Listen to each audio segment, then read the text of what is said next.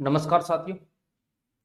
Exam help के इस online platform पे आप सभी का हार्दिक स्वागत अभिनंदन है।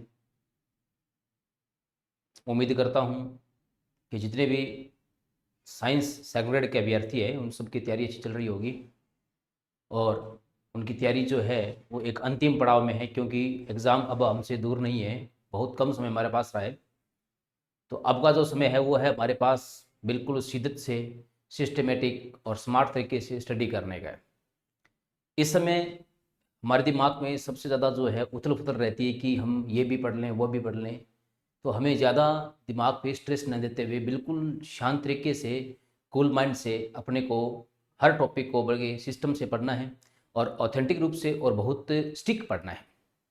क्योंकि ज़्यादा जब हम कंफ्यूज हो जाते हैं कि सर हमें ये पढ़ना है ये पढ़ना है ये पढ़ना है, तो हम पजल्ड रहते हैं। उस पजल रहने की वजह से हमारा जो ध्यान है वो पूरा हमारी पढ़ाई पे केंद्रित नहीं हो पाता और हम दिमाग में पहले वो नेगेटिव पॉइंट सोचते हैं जो हमें तैयार नहीं है। तो जो आपने अब तक जितना पढ़ दिया है उसको एक बार अच्छा रिवाइज करें और रिवाइज करें। नया टॉपिक पढ़ने की कोशिश आप प्रेजेंट टाइम में बहुत कम करें, क्योंकि नया टॉपिक आप अब तैयार नहीं कर सकते, और कर भी सकते हो तो उसके लिए अगर आपके पास टाइम है तो आप अगर तैयार करें।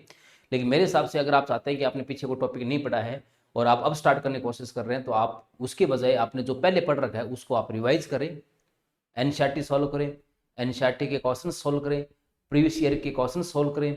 आपका बहुत अच्छा रिजल्ट आएगा, आपको बहुत ही जल्द सफलता मिलेगी।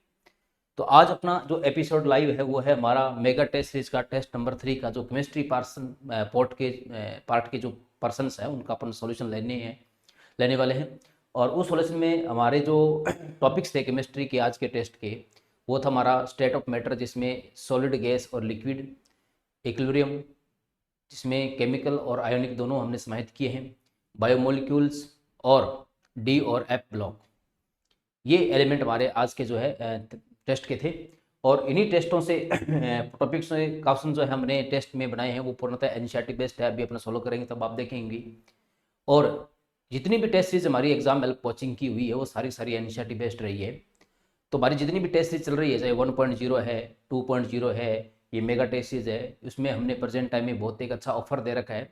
अगर आपने टेस्ट सिलेबस पूरा कर लिया है और अपना टेस्ट सीरीज ज्वाइन करना चाहते हो, या टेस्ट को एक बार ज्वाइन को ऑनलाइन लेकर के उसको सोल्व करना चाहते हो, तो उस पर बहुत बड़ा एक ऑफर चल रहा है। आप उसको ऐप के माध्यम से खरीद सकते हैं और अपनी तैयारी को एक अच्छा जो है आप साधन दे सकते हैं। इसी प्रकार अगर आप चाहते हैं कि प्रीवियस ईयर के क्वेश्चंस आपके व्याख्या सहित आपको मिल जाएं और उनको आप सॉल्व करें और बहुत जल्द ही समय में सारे मैटर्स को कवर कर लें, तो उसके लिए आप एग्जाम हेल्प की जो बुक्स है फिजिक्स की, केमिस्ट्री की, बायोलॉजी, उनका सहारा ले सकते हैं। अभी अपनों बुक्स पे भी चर्चा करेंगे। तो अपन स्टार्ट करें। तो आज हमारा वीडियो सॉल्यूशन जो रहने वाला है केमिस्ट्री का रहने वाला है। ये हमारी जो 2.0 टेस्ट सीरीज जो हमारी टेस्ट सेकंड ग्रेड की चल रही है, उस पर प्रजेंट टाइम में एक बहुत अच्छा ऑफर चल रहा है। आप इस टेस्ट सीरीज को ज्वाइन करके अपनी तैयारी जान सकते हैं कि हमारी किस लेवल तक तैयारी है, क्योंकि हमारी जो भी टेस्ट सीरीज है वो सारी सारी टेस्ट सीरीज जो है एनसीईआरटी बेस्ड आधारित है। और आप देख रहे हैं कि पीछे जितने भी एग्जाम पेपर्स हुए हैं फर्स्ट ग्रेड के या 2024 का संस्कृत एजुकेशन डिपार्टमेंट का हुआ है, वो सारे सारे एनसीईआरटी बेस्ड ही आ रहे हैं, यानी कि एनसीईआरटी हमारी तैयार होनी आवश्यक है। इसी प्रकार ये जो मेगा टेस्ट जो चल रही है, जिसका आज अपन टेस्ट नंबर 3 सोल्व कर रहे हैं, इसके हमारे टोटल 7 टेस्ट होने हैं, जिसमें से तीसरा टेस्ट आज हम सोल्व करने वाले हैं। बाकी के टेस्ट भी आप ऑफलाइन या ऑनलाइन ज्वाइन कर सकते हैं और एनसीईआरटी बेस्ड आपको यहाँ से पूरा कंटेंट मिलने वाला है। इसी प्रकार रणवीर सर के जन्मदिन के उपलक्ष्य में जो है जितनी भी हमारी टेस्ट सीरीज है उन सभी पर आपको 60% तक का जो है ऑनलाइन रूप से छूट दिया जा रहा है। ये 10 से जो है आज तक भी लागू है, हालांकि इसमें डेट कल तक लगी हुई है, 10 से 13 जुलाई तक है। लेकिन इसमें आप जो है 14 जुलाई तक कल तक भी आप जो है इसको ले सकते हैं। बहुत अच्छी टेस्ट सीरीज है, सारी एनसीईआरटी बेस्ड है। ये वो बुक्स है फिजिक्स की जिसको आप पढ़ करके आप सोच रहे हैं कि फिजिक्स में जो है हमारे 5 से 7 क्वेश्चन सही हो जाए, तो आप इसके प्रीवियस ईयर के क्वेश्चन सोल्व करके उसकी व्याख्या से जो है तैयार करके आप पीछे वाले क्वेश्चन जो 5 से 7 क्वेश्चन का आप मैटर तैयार कर सकते हैं। ये केमिस्ट्री की बुक है जो बिल्कुल प्रीवियस ईयर क्वेश्चंस पे आधारित है, जैसे फिजिक्स की है बिल्कुल वैसे के वैसे हर क्वेश्चंस की व्याख्या है। इसमें एनसीईआरटी सार संग्रह भी लिखा हुआ है। अगर कोई बच्चा केमिस्ट्री की एनसीईआरटी नहीं पढ़ पाता है तो आप वो बुक पढ़ लें, ये वाली बुक पढ़ लें, इसके क्वेश्चन सोल्व कर लें, उसके एनसीईआरटी सार संग्रह पढ़ लें, आपको कहीं भी कोई दिक्कत नहीं आएगी, आपका पूरा एग्जाम यहाँ से सोल्व हो जाएगा। ये बुक्स आपको मिलाने का जो है मिलने का तरीका क्या है, ये आपको राजस्थान के किसी भी बुक स्टोर पे उपलब्ध नहीं होने वाली। अगर आप ये बुक प्राप्त करना चाहते हैं तो आपको हमारे जो स्क्रीन पे नंबर चल रहे हैं मोबाइल नंबर 582 वाले, या फिर यहाँ पे जो सामने दिखाई दे रहे हैं ये मोबाइल नंबर, इन मोबाइल नंबर पर जो है आपको जो भी बुक चाहिए उस बुक का नाम भेजना है और उसकी जो पेमेंट है उसका स्क्रीनशॉट भेजना है, नीचे आपको एड्रेस भेजना है, फिर आपको बुक यहाँ से बाई पोस्ट भेज दी जाएगी। इसमें अगर तीनों बुक आप प्राप्त करना चाहते हैं तो तीनों के लिए कॉम्बो जो है 1000 रुपये का है, ठीक है। बाकी अगर आप बायोलॉजी चाहते हैं, केमिस्ट्री चाहते हैं तो इन सब के प्राइस यहाँ पे, फिजिक्स चाहते हैं तो इनके प्राइस सब यहाँ पे लिखे हुए हैं। तो आज का अपना टेस्ट का पेपर स्टार्ट करें अपन। पहला जो पॉइंट है बिल्कुल जो आपको सामने दिखाई दे रहा है कि क्रिस्टलीय ठोस की प्रकृति नहीं है ना। हम जब ठोस चैप्टर सॉलिड स्टेट पढ़ना स्टार्ट करते हैं तो सबसे पहले हम ठोस की प्रॉपर्टीज के बारे में पढ़ते हैं, कि ठोस कैसे होते हैं। तो ठोस की प्रॉपर्टी हम पढ़ते हैं कि ठोस बिल्कुल निश्चित आकार और आकृति वाले होते हैं, ठीक है। इनकी संपीड़ितता बहुत कम होती है। तो इस प्रकार की जो है इनके अणुओं के बीच की दूरी कम होती है, इनके अणुओं के बीच में प्रबल अंतराणविक बल होता है। तो ऐसी बातें अपन पढ़ते हैं। तो फिर हम ठोस का वर्गीकरण पढ़ते हैं कि ठोस दो प्रकार के होते हैं, क्रिस्टलीय ठोस और अक्रिस्टलीय ठोस। तो इसमें क्रिस्टलीय ठोस की प्रकृति पूछी है। तो क्रिस्टलीय ठोस की प्रकृति की बात करें तो ये निश्चित अभिलाक्षणिक ज्यामितीय आकार रखते हैं। ये बात बिल्कुल सही है कि इनकी आकृति जो होती है वो बिल्कुल ज्यामिति जो होती है निश्चित होती है, ठीक है। दूसरी वास्तविक ठोस कहते हैं इनको, बिल्कुल सही बात है, इनको वास्तविक ठोस भी कहा जाता है। और जो अक्रिस्टलीय ठोस होते हैं उनको अवास्तविक ठोस या जो है बहते ठोस भी कहा जाता है, पारभासी ठोस भी कहा जाता है। लघु प्रासी व्यवस्था होती है इनमें, नहीं ये गलत बात है ना। इनमें अणुओं की जो है वो दीर्घ प्रासी व्यवस्था होती है। दीर्घ प्रासी और लघु प्रासी से अंतर क्या है कि अणुओं की जो व्यवस्था है वो एक लंबी दूरी तक जो है एक जैसी बनी रहती है।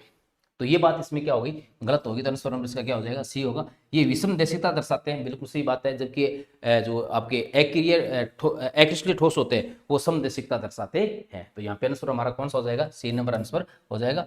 प्योर बिल्कुल NCERT से ही बनाया गया क्वेश्चन है। तो अब आपको यहां से पढ़ना है क्या है, जब आप पढ़े तो आप इस टेस्ट पेपर को सोल्व करें तो आपको क्या पढ़ना है, आपको जो क्रिस्टलीय ठोस है और अक्रिस्टलीय ठोस है इन दोनों के बीच में डिफरेंस पढ़ना है, ठीक है। इनकी टेबल एक एनसीईआरटी में दे रखी है, और अगर एनसीईआरटी आपके पास नहीं है और हमारी बुक है तो आप उस बुक को से भी इसको पढ़ सकते हैं। क्रिस्टलीय और अक्रिस्टलीय ठोस के बीच में अंतर पढ़ना है और वहां से क्वेश्चन बन सकता है। क्वेश्चन जब बन करके आएगा तो या तो वास्तविक ठोस पे बन के आएगा या विषम देशिकता या लघु प्रासी व्यवस्था इन पर ही बन करके आएगा।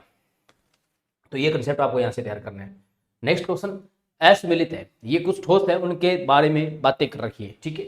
ये कह रहा है कि जो अध्रुवीय आणविक ठोस होते हैं उनके अणुओं के बीच में लंदन बल पाया जाता है। बिल्कुल सही बात है। जो अध्रुवीय आणविक ठोस होते हैं ना, जैसे कौन कौन से अध्रुवीय आणविक ठोस, जैसे CCl4 है, आयोडीन है, आर्गन है ना। तो इनके अणुओं के बीच में जो है ध्रुवल परिक्षेपण बल या जिसको अपन लंदन बल कहते हैं ये पाया जाता है। तो बात बिल्कुल क्या है, ये सही है।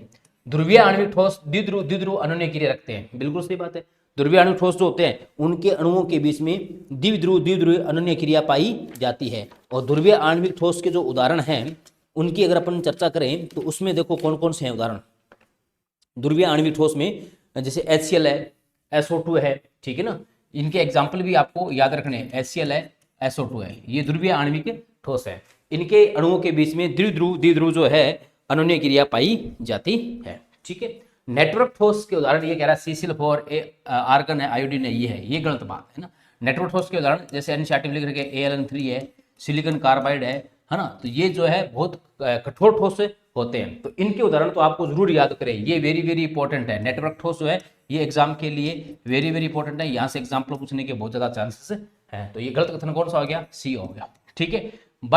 बर्फ में कौन सा बंध पाया जाता है, हाइड्रोजन, जल के अणुओं के बीच में हाइड्रोजन बॉन्डिंग पाई जाती है। तो ये बात बिल्कुल क्या होगी, सही होगी। इसका आंसर कौन सा होगा, सी नंबर आंसर इसका हो जाएगा, ठीक है। तो जो नेटवर्क ठोस है इनका दूसरा नाम क्या होता है, सहसंयोजी ठोस भी इनको कहा जाता है। इनके उदाहरण आपको याद रखने हैं, ठीक है ना। इनके उदाहरण कौन कौन से हैं, इनके उदाहरण जैसे silica carbide, sorry aluminium nitride लिखा, एल्यूमिनियम नाइट्राइड, सिलिकॉन कार्बाइड, ठीक है। आपका जैसे एक मिनट, ठीक है, क्वार्ट्ज है, ठीक है। ये उदाहरण है, सॉरी SiC, ये SiC लिखा हुआ है, कट गया। सिलिकॉन कार्बाइड जिसको कहते हैं, ये सिलिकॉन कार्बाइड जो है ये तो अतिम वेदी जो है ठोस होता है, ठीक है ना। इसी प्रकार हीरा है, ग्रेफाइट है, क्वार्ट्ज है ना। क्वार्ट्ज का फॉर्मूला आता है क्या, क्वार्ट्ज का फॉर्मूला होता है SiO2, ये भी पूछता है, ठीक है। उसके अलावा हीरा है, जिसको अपन डायमंड बोलते हैं जो कार्बन के अपरूप है, ठीक है। ग्रेफाइट है, ये सारे किसके एग्जाम्पल है, ये जो है सारे सारे एग्जाम्पल हैं आपके नेटवर्क ठोस या सहसंयोजी ठोस के जो है एग्जाम्पल है। और इनके अणुओं के बीच में सहसंयोजी बंध पाए जाते हैं, ठीक है। तो इनके ये एग्जाम्पल जो है आप जरूर याद रखें, यहाँ से एग्जाम में पूछने की बहुत ही जो है महत्वपूर्ण पॉइंट है ये।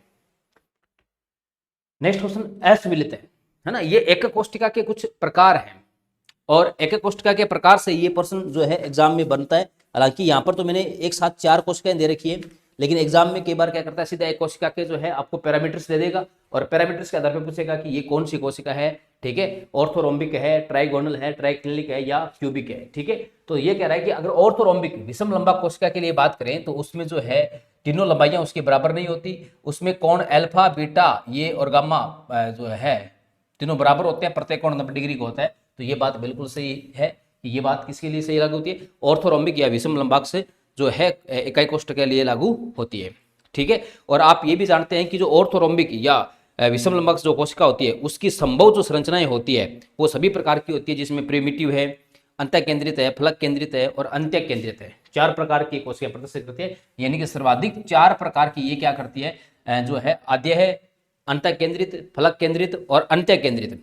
ये 4 प्रकार की जो है ये क्या करती है, कोशिकाएं प्रदर्शित कर सकती है, संभावनाएं प्रदर्शित कर सकती है, सबसे अधिक प्रकार की जो होती है। अब इसके उदाहरण जो है एनसीईआरटी जो टेबल है उसमें उदाहरण भी दे रखे हैं, इसके उदाहरण भी आपको याद रखना है। जैसे इसका उदाहरण है विषम लंबाक सल्फर है, पोटेशियम नाइट्रेट है, KNO3 है, इसी प्रकार बेरियम सल्फेट है, BaSO4 है ना। ये उदाहरण भी आपको इनके याद रखने हैं। एक विषम लंबाक सल्फर तो है ही, KNO3, पोटेशियम नाइट्रेट और BaSO4, ठीक है, ये उदाहरण भी याद रखना है। उसके बाद में है ट्राइगोनल, त्रिकोणीय, ठीक है। तो त्रिसमानताक्ष जो है ना, इसमें जो है तीनों भुजाओं की लंबाई बराबर होती है। अल्फा और बीटा ये बराबर होते हैं, लेकिन गामा जो है ये 90 डिग्री के बराबर नहीं होते, बल्कि अल्फा और बीटा ये क्या होते हैं, 90 डिग्री के बराबर होते हैं। किसके अंदर, ये त्रिसमानताक्ष के अंदर ये बात होती है, ठीक है।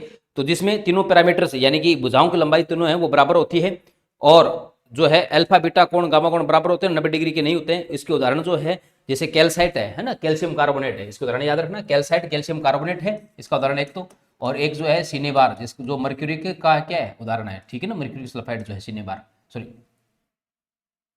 CaCO3 और कौन है सिनबार, ठीक है, ये उदाहरण इसके याद रखना। अब इसमें जो है आप पूछ ले भी इसमें कौन कौन सी जो है संभव संरचनाएं बन सकती है, तो केवल इसमें आद्य बनती है। फिर त्रिनेताक्ष जिसको अपन बोलते हैं ट्राइक्लिनिक बोलते हैं। ट्राइक्लिनिक में क्या होता है कि जो तीनों पैरामीटर्स होते हैं अल्फा बीटा और जो है A B और C यानी भुजाओं की लंबाई जो होती है ये बराबर नहीं होती, ठीक है। और दूसरी बात अल्फा और बीटा त्रिसमानताक्ष में जो है ना और गामा ये तीनों बराबर भी नहीं होते और प्रत्येक कोण 90 डिग्री का भी नहीं होता है, ठीक है। इसके एग्जाम्पल जरूर आप याद रखें, त्रिनेताक्ष के ट्राइक्लिनिक के एग्जाम्पल जो है K2Cr2O7 है, आपका कॉपर सल्फेट .5H2 है, बोरिक एसिड है H3BO3 है ना, ये एग्जाम्पल है इसके एग्जाम्पल कौन कौन से हैं, K2Cr2O7, ठीक है, CuSO4.5H2O, H3BO3, ये एग्जाम्पल जो है आपको प्रत्येक जो है इकाई कोष्ठक का एग्जाम्पल याद रहने चाहिए, ठीक है। फिर गणीय कह रहा है ना, तो गणीय के पैरामीटर्स की बात करें तो उसमें गणीय के पैरामीटर्स की अगर बात करें क्यूबिक की है ना, तो क्यूबिक में प्रत्येक जो तीनों भुजाएं होती है वो बराबर होती है और प्रत्येक कोण जो है वो बराबर होता है और वो कितना होता है 90 डिग्री होता है, ठीक है। अब बात करें इसके एग्जाम्पल की, तो इसके एग्जाम्पल जो है आपके कौन कौन से हैं, इसके एग्जाम्पल है जैसे NaCl सोडियम क्लोराइड है ना, जिंक ब्लेंड, जिंक सल्फाइड और आपका इसके कॉपर है, ठीक है। टाइटेनियम ऑक्साइड और SnO2 ये दोनों जो एग्जाम्पल है ये आपके क्यूबिक के एग्जाम्पल नहीं है, ये टेट्रागोनल के एग्जाम्पल है, द्विसमलंबक के एग्जाम्पल है, ठीक है। ये एग्जाम्पल किसके, ये टेट्रागोनल जो जिसको अपन क्या कहते हैं द्विसमलंबाक्स कहते हैं, द्विसमलंबाक्स, इसके क्या ये एग्जाम्पल, ठीक है। अब द्विसमलंबाक्स के अगर पैरामीटर्स की बात करें, क्योंकि ये एक ही बची है, तो इसमें जो है तीनों जो है दो तो भुजें बराबर होती है और प्रत्येक कोण जो है 90 डिग्री का होता है, यानी कि इसमें कुछ इस प्रकार से होता है A और B बराबर होते हैं, लेकिन जो आपका C जो होता है ये बराबर नहीं होता, टेट्रागोनल, ठीक है। इसमें देखो A B और C जो इनके बराबर नहीं होता, कोण जो प्रत्येक है अल्फा बीटा और गामा है ये प्रत्येक कोण 90 डिग्री की क्या होता है बराबर होता है। उदाहरण की इसके बात कर लिए टाइटेनियम ऑक्साइड है और टिन ऑक्साइड है, ठीक है ना। इसके अलावा स्वेटिन है, वाइटिन जो है, ठीक है, ये भी इसके क्या एग्जाम्पल है, कैल्शियम सल्फेट है, ये भी इसके क्या एग्जाम्पल है, ठीक है। तो ये यहाँ से ये जो टॉपिक है ना, ये सारणी जो आपके एनसीईआरटी में दे रखी है यूनिट सेल्स वाली, ठीक है ना, ये सारणी भी बहुत इंपॉर्टेंट है, यहाँ से भी क्वेश्चन एग्जाम में आ सकता है अपने मेन एग्जाम के अंदर। नेक्स्ट क्वेश्चन, तत्व बी के परमाणु से HCP जालक बनता है, ठीक है, और ए के परमाणु 2/3 चतुष्फलकीय रिक्तकों को भरते हैं। ए और बी तत्वों द्वारा बनने वाले यौगिक का सूत्र क्या होता है, ठीक है ना। तो देखो हमें पता है कि जो चतुष्फल की रिक्ति होती है ना, जो टेट्राहेड्रल जो ओवॉइड्स होते हैं, टेट्राहेड्रल जो ओवॉइड्स होते हैं, चतुष्फल की जो रिक्ति होती है, ठीक है, वो जो है जो एससीपी जालक बनाता है जो परमाणु, उसकी 2 गुना होती है, ठीक है ना, 2 नंबर एटम ऑफ बी।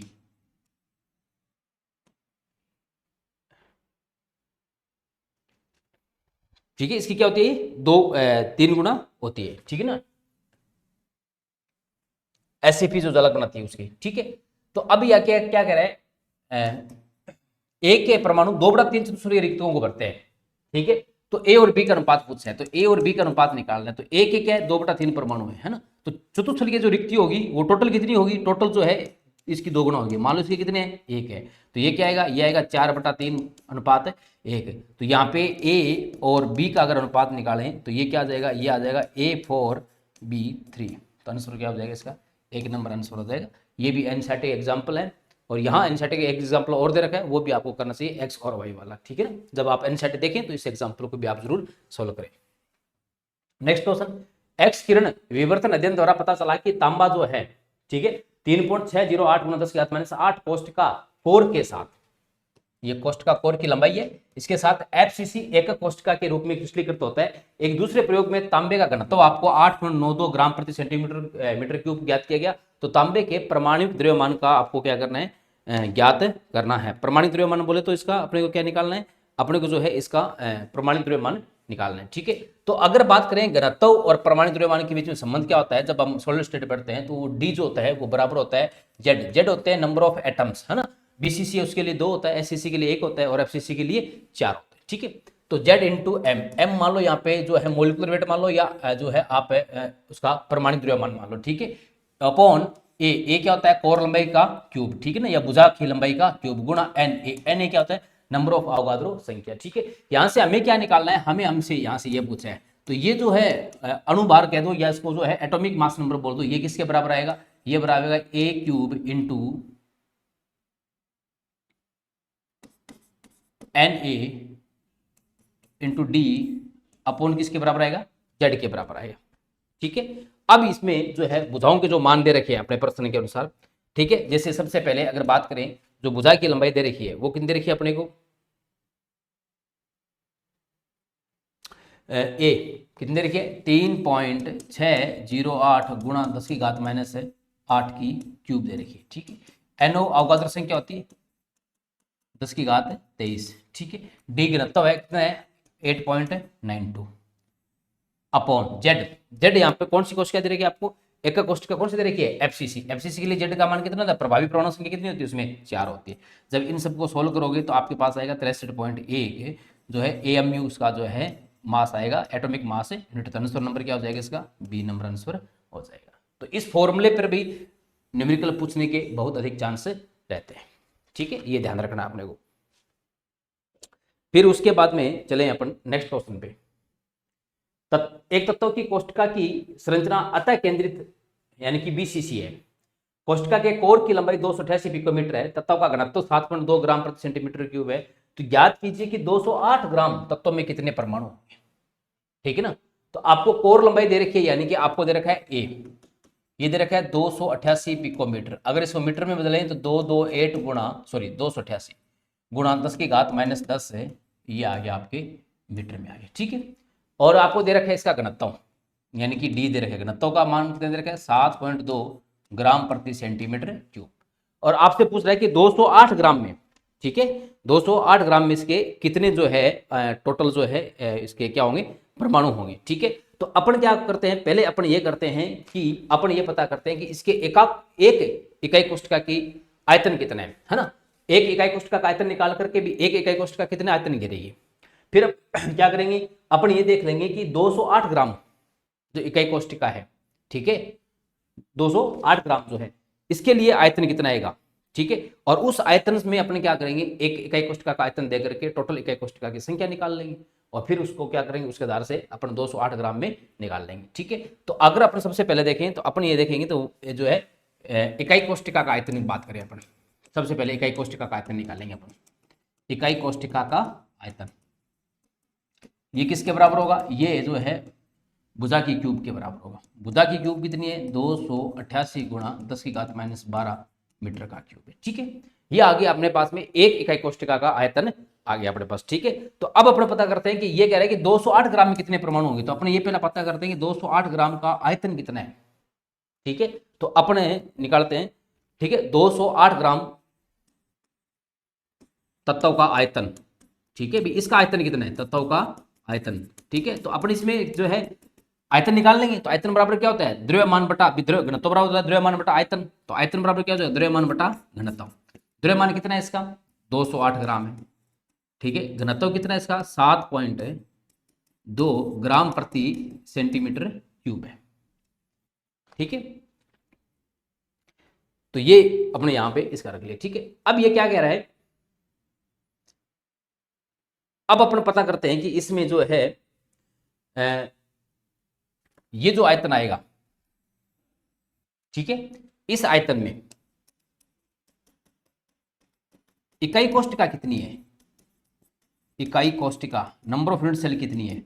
तो ये आयतन कितना है, 268/7.2 गुणा, इसमें भाग दे देंगे अपन इस आयतन का, एक का कितना है 288 गुणा 10⁻12 मीटर क्यूब। ठीक है, ये अपने पास में एक इकाई कोष्टिका का आयतन आ जाएगा। अब मेरे पास इकाई कोष्टिका कौन सी है, बीसीसी है। तो अब इसमें पूछा है अपने से कुल कितने परमाणु होंगे। ठीक है, तो अगर इसमें देखें तो बीसीसी में कुल परमाणु, तो प्रभावी संख्या कितनी होती है बीसीसी की, 2 होती है।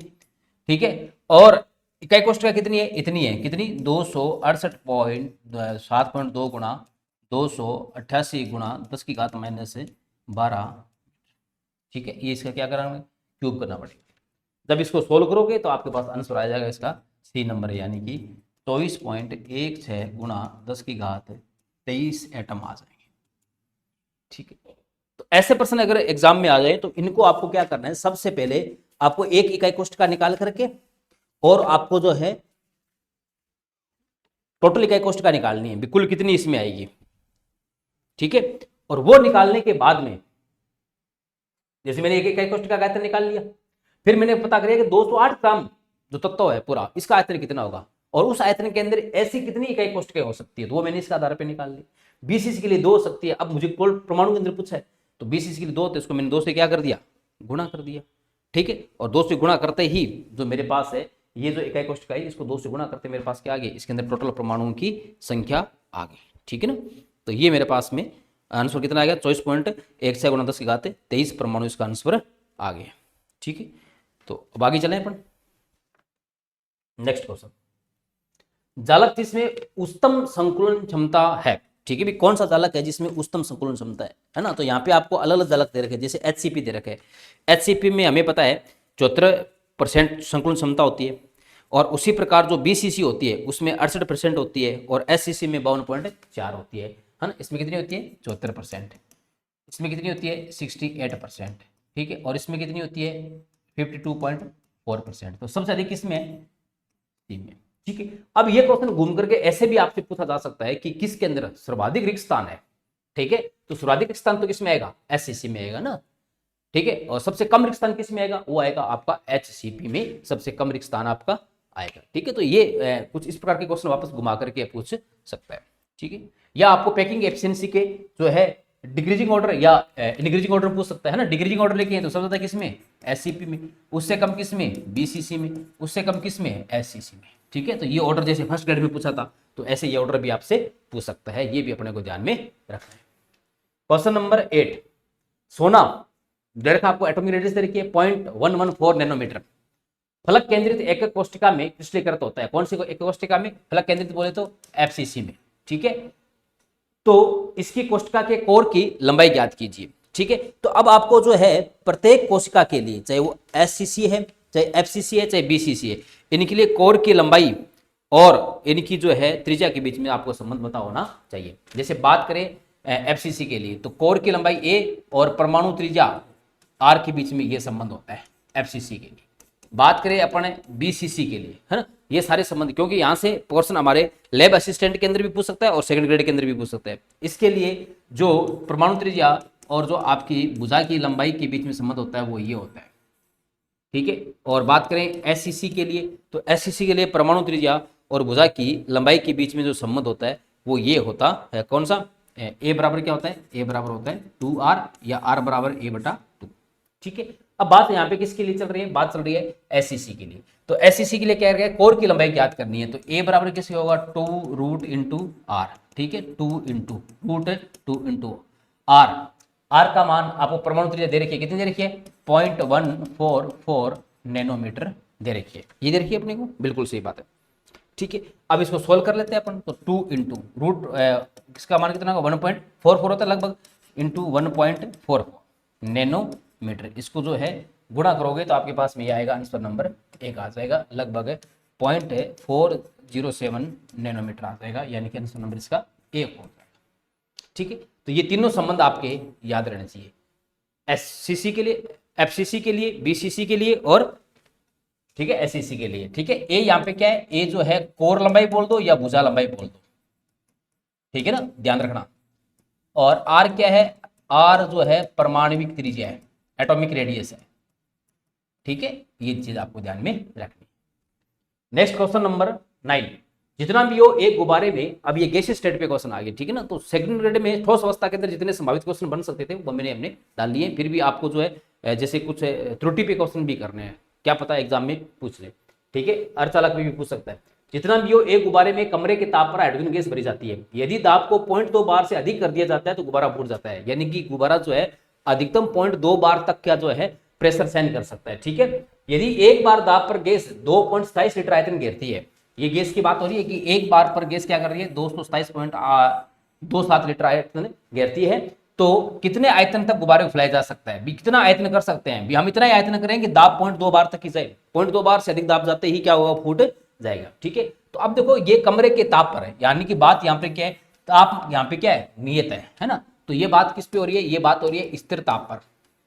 और स्थिर ताप पर आपको पता है कौन सा नियम लगता है, स्थिर ताप पर लगता है बॉयल नियम। ठीक है, बॉयल नियम से क्या कहता है कि यदि निश्चित मात्रा की गैस स्थिर ताप पर जो है अगर टेम्परेचर कांस्टेंट है तो उसके जो है आपके दाब और आयतन का गुणनफल क्या होता है कि स्थिरांक होता है, कैसे आदर्श गैस समीकरण से, पीबी बराबर क्या होता है एनआरटी। अगर ये स्थिर है तो ये तो वैसे कांस्टेंट है, तो ये कांस्टेंट हो गए, तो ये जो दाब और आयतन है इन दोनों का गुणनफल क्या होता है स्थिरांक होता है। ये बात कौन कहता है, ये बात कहता है बॉयल का नियम। ठीक है, तो अगर इसको मैं दो अलग अलग अवस्थाओं के लिए बनाऊं तो इसको मैं ऐसे लिख सकता हूं P1 बराबर P2 V2। ठीक है, अब ये क्या कह रहा है कि आपको कितने आयतन तक फैलाया जा सकता है, यानी कि आपको दूसरा आयतन निकालना है V2 निकालना है, तो V2 किसके बराबर होगा P1 V1 बटा सॉरी P2। ठीक है, P1 मतलब एक बार गुणा कितना 2.27। ठीक है, बटा में P2 कितना कर सकते हो आप अधिकतम 0.2 कर सकते, 0.2 बार ये दे रखे इसमें, बिल्कुल 0.2 कर सकते। ठीक है, अब इसको सोल्व करना है, इसको सोल्व करें तो ये क्या आएगा 1 गुणा 227। ठीक है, इधर से पॉइंट हटाओगे तो ऊपर 0 लग जाएगा, इधर 2 0 लग जाएंगे। ठीक है, बटा में 2 0, 1 0 से 1 0 घट गया। ठीक है, अब 227 के अंदर जो है अगर आप भाग दोगे 20 का तो ये आपके पास में आएगा जो है 11.35 लीटर, यानी कि इतना आयतन तक आप इसको फैला सकते हो। ठीक है, जब तक इतना आयतन जाएगा 11.35 लीटर, ठीक है ना, तो तब तक तो वो क्या करेगा आराम से फूलेगा, लेकिन 11.35 लीटर से ज्यादा करते ही अंदर का दाब जो है 0.2 बार से ज्यादा हो जाएगा, और 0.2 बार से ज्यादा होते ही गुब्बारा फट जाएगा। तो आंसर क्या है उसका 11.35 लीटर। ठीक है, ये भी एनसीईआरटी का ही एग्जाम्पल है। नेक्स्ट क्वेश्चन, प्रशांत महासागर में एक जहाज चलाते समय ताप 23.4 डिग्री सेंटीग्रेड एक गुब्बारे को 2 लीटर वायु से भरा गया। जब जहाज हिंद महासागर जहां ताप 26.1 डिग्री सेंटीग्रेड पर पहुंचता है तो गुब्बारे का आयतन क्या होगा, है ना। तो देखो यहां पर ताप अलग अलग है, आयतन आपसे पूछा है, इसका मतलब है कि जब जहाज प्रशांत महासागर से हिंद महासागर में जा रहा है इसका मतलब है कि वहां दाब क्या रह रहा है स्थिर रह रहा है। तो ये बात कहां पे हो रही है, ये बात हो रही है स्थिर दाब पर। और स्थिर दाब पर कौन सा नियम लगता है, स्थिर दाब पर लगता है चार्ल्स का नियम। ठीक है, और अगर आदर्श समीकरण से दाब स्थिर करें एनआरटी, है ना, तो अगर ये स्थिर हो गया तो ये दोनों तो वैसे स्थिर होते हैं, तो V आयतन किसके समानुपाती होता है तापमान के, यानी कि मैं ये कह सकता हूं चार्ल्स नियम के अनुसार आयतन और ताप का अनुपात क्या रहता है एक स्थिरांक रहता है। तो इसके लिए अगर दो अलग अलग अवस्थाओं के लिए समीकरण बनाऊं तो V1 T1 बराबर क्या होगा V2 T2 होगा। ठीक है, अब देखो अपने को अलग अलग तापमान दे रखे हैं, आयतन दे रखे हैं, डिग्री सेंटीग्रेड पे बात हो रही है, इनको पहले हम केल्विन में बदल लेंगे। ठीक है, ये जो है पहला टेम्परेचर है और पहला आयतन है ना। तो पहला टेम्परेचर पहला आयतन 23.4 प्लस है 273 बटा में, ये केल्विन में हो गया, सॉरी ऊपर आयतन था 2 लीटर आयतन ऊपर। ठीक है, 2 लीटर बटा में कितना था ये 23.4 प्लस 273 बराबर V2 हमें निकालना है। टेम्परेचर दो रखा है दूसरे का कितना 273.26.5 ये दे रखा है अपने को T2।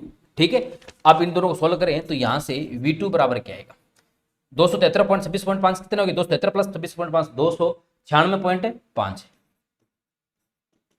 इंटू 2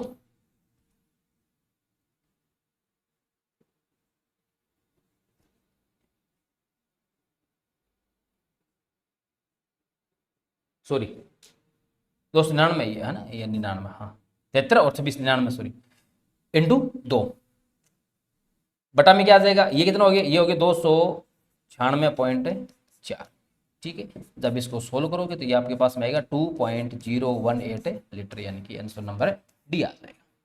ठीक, तो ऐसे हमें पहले पहचानना पड़ेगा कि यहाँ पे नियम कौन सा लगेगा, चार्ल्स का नियम लगेगा, बॉयल का नियम लगेगा, गैलुसाक का नियम लगेगा, अवोगाद्रो नियम लगेगा, वो हमें अकॉर्डिंग टू क्वेश्चन पहचानना पड़ेगा। ठीक है, नेक्स्ट क्वेश्चन, एक नियोन ऑक्सीजन मिश्रण में 17.6 ग्राम ऑक्सीजन है और 167.5 ग्राम नियोन है। यदि मिश्रण का कुल दाब 25 बार है, ठीक है, तो आपसे पूछा है मिश्रण में नियोन का आंशिक दाब क्या होगा। ठीक है, तो अब ये जो है डाल्टन का आंशिक दाब नियम पर आधारित प्रश्न है ना। तो हमें अगर नियोन का आंशिक दाब निकालना है, पार्शियल प्रेशर ऑफ नियोन निकालना है, तो हमें पता है नियोन का पार्शियल प्रेशर जो है नियोन के mole fraction into total pressure का क्या होगा मल्टीप्लेक्शन, यानी कि गुणनफल होगा। ठीक है, तो हमें नियोन के लिए कुल दाब हमें दे रखा है, पहले मोल फ्रैक्शन निकालना पड़ेगा। अब मोल फ्रैक्शन कैसे निकालेंगे, तो नियोन का मोल फ्रैक्शन क्या होगा, नियोन का जो मोल फ्रैक्शन है वो बराबर होगा मोल ऑफ नियोन, ठीक है, upon total mole. Total mole किस किस के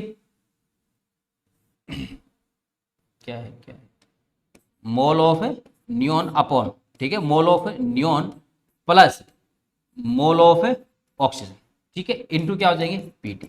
अब हमें ऑक्सीजन के मोल निकालने पड़ेंगे और नियोन के मोल निकालने पड़ेंगे। तो सबसे पहले अपन पता करते हैं कि mole of oxygen dioxygen O2 है ना। O2 के लिए O2 का 17.6 ग्राम दे रखे बटा में इसका 12 कितना होता है 32, इसका आएगा 2.21 आएगा। ठीक है, इसी प्रकार अगर आपको मोल निकालना है मोल ऑफ नियोन, तो नियोन के लिए वेट कितने रखे 167.5 दे रखे 167.5 ग्राम दे रखे अपॉन इसका जो है मोलिकुलर वेट कितना होता है 20, तो इसको ये कितना है 8.75 आएगा 375 आएगा सॉरी 8.375 आएगा, ये मोल आ गए। अब मुझे क्या करना है, मुझे मोल फ्रैक्शन ऑफ नियोन निकालना है। तो मोल फ्रैक्शन ऑफ नियोन किसके बराबर होगा mole of neon upon total mole, किस किस के मोल नियोन के मोल प्लस आपके जो है किसके मोल ऑक्सीजन के मोल, मोल ऑफ O2। नियोन के मोल कितने हैं 8.375, ठीक है, अपॉन 8.375 प्लस ऑक्सीजन के मोल कितने 2.21। जब इसको सोल्व करोगे तो आपके पास नियोन के मोल फ्रैक्शन आएंगे 0.79 आएंगे। ठीक है, अब मोल फ्रैक्शन आ गए तो अब सीधी सी बात है अपन टोटल प्रेशर निकालना है, हमें पार्शियल प्रेशर नियोन का निकालना है, तो हम क्या करेंगे 0.79 इंटू टोटल प्रेशर कितना है 25 है। जब इसको सोल्व करेंगे तो ये हमारे पास आएगा कितना आएगा, ये आ जाएगा 19.75 बार, यानी कि आंसर नंबर इसका आ जाएगा 1। ठीक है, ऐसे आपसे नियोन का आंसर आप पूछा है, ऑक्सीजन का भी पूछ सकता है, लेकिन ऑक्सीजन के लिए यहाँ पे मोल फ्रैक्शन किसके आएंगे ऑक्सीजन के आएंगे। ठीक है, तो ये सेम ही तरीका रहने वाला है, ये भी एनसीईआरटी का एग्जाम्पल है, ध्यान रखने वाली बात है। यदि अमोनिया और कार्बन डाइऑक्साइड के क्रांतिक ताप दे रखे आपको 405.5 केल्विन और 304.10 केल्विन दे रखे हैं, यदि ताप को 500 केल्विन से समातापी ताप तक यानी समान ताप तक कम करें तो कौन सी गैस पहले द्रवित होगी। ठीक है, भी अमोनिया का जो है वो है 405 केल्विन है, ठीक है, अब और इसका है 304 केल्विन। तो सीधी सी बात है अमोनिया के लिए अगर बात करें तो अमोनिया के लिए 405.5 केल्विन, ठीक है, तो हमें टेम्परेचर को कम करना है 500 केल्विन से।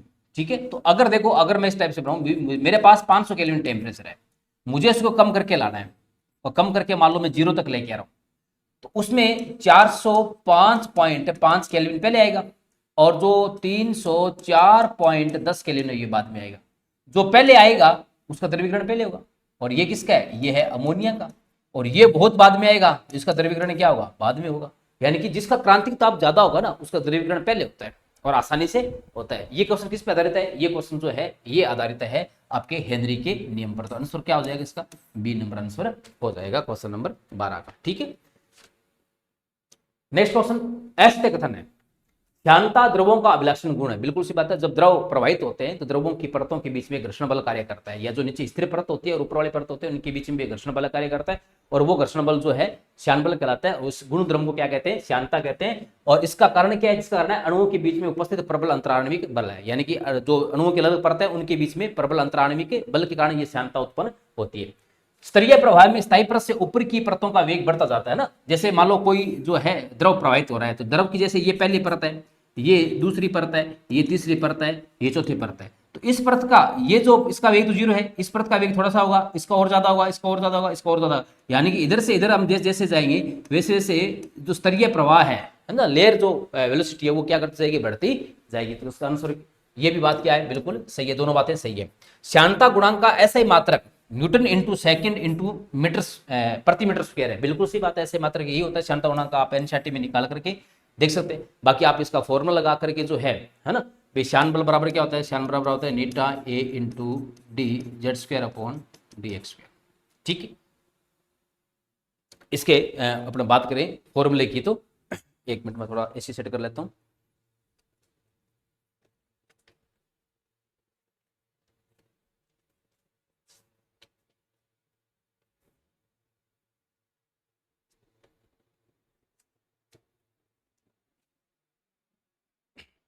अच्छा सॉरी एक मिनट, वेग प्रवणता ना डी यू पन डी जेड, ठीक है ना, ये वेग प्रवणता होती है, दूरी के साथ वेग में परिवर्तन होता है। ठीक है, यहां से अगर इसका मात्रा निकालेंगे तो मात्रा किसके बराबर आएगा, फोर्स है।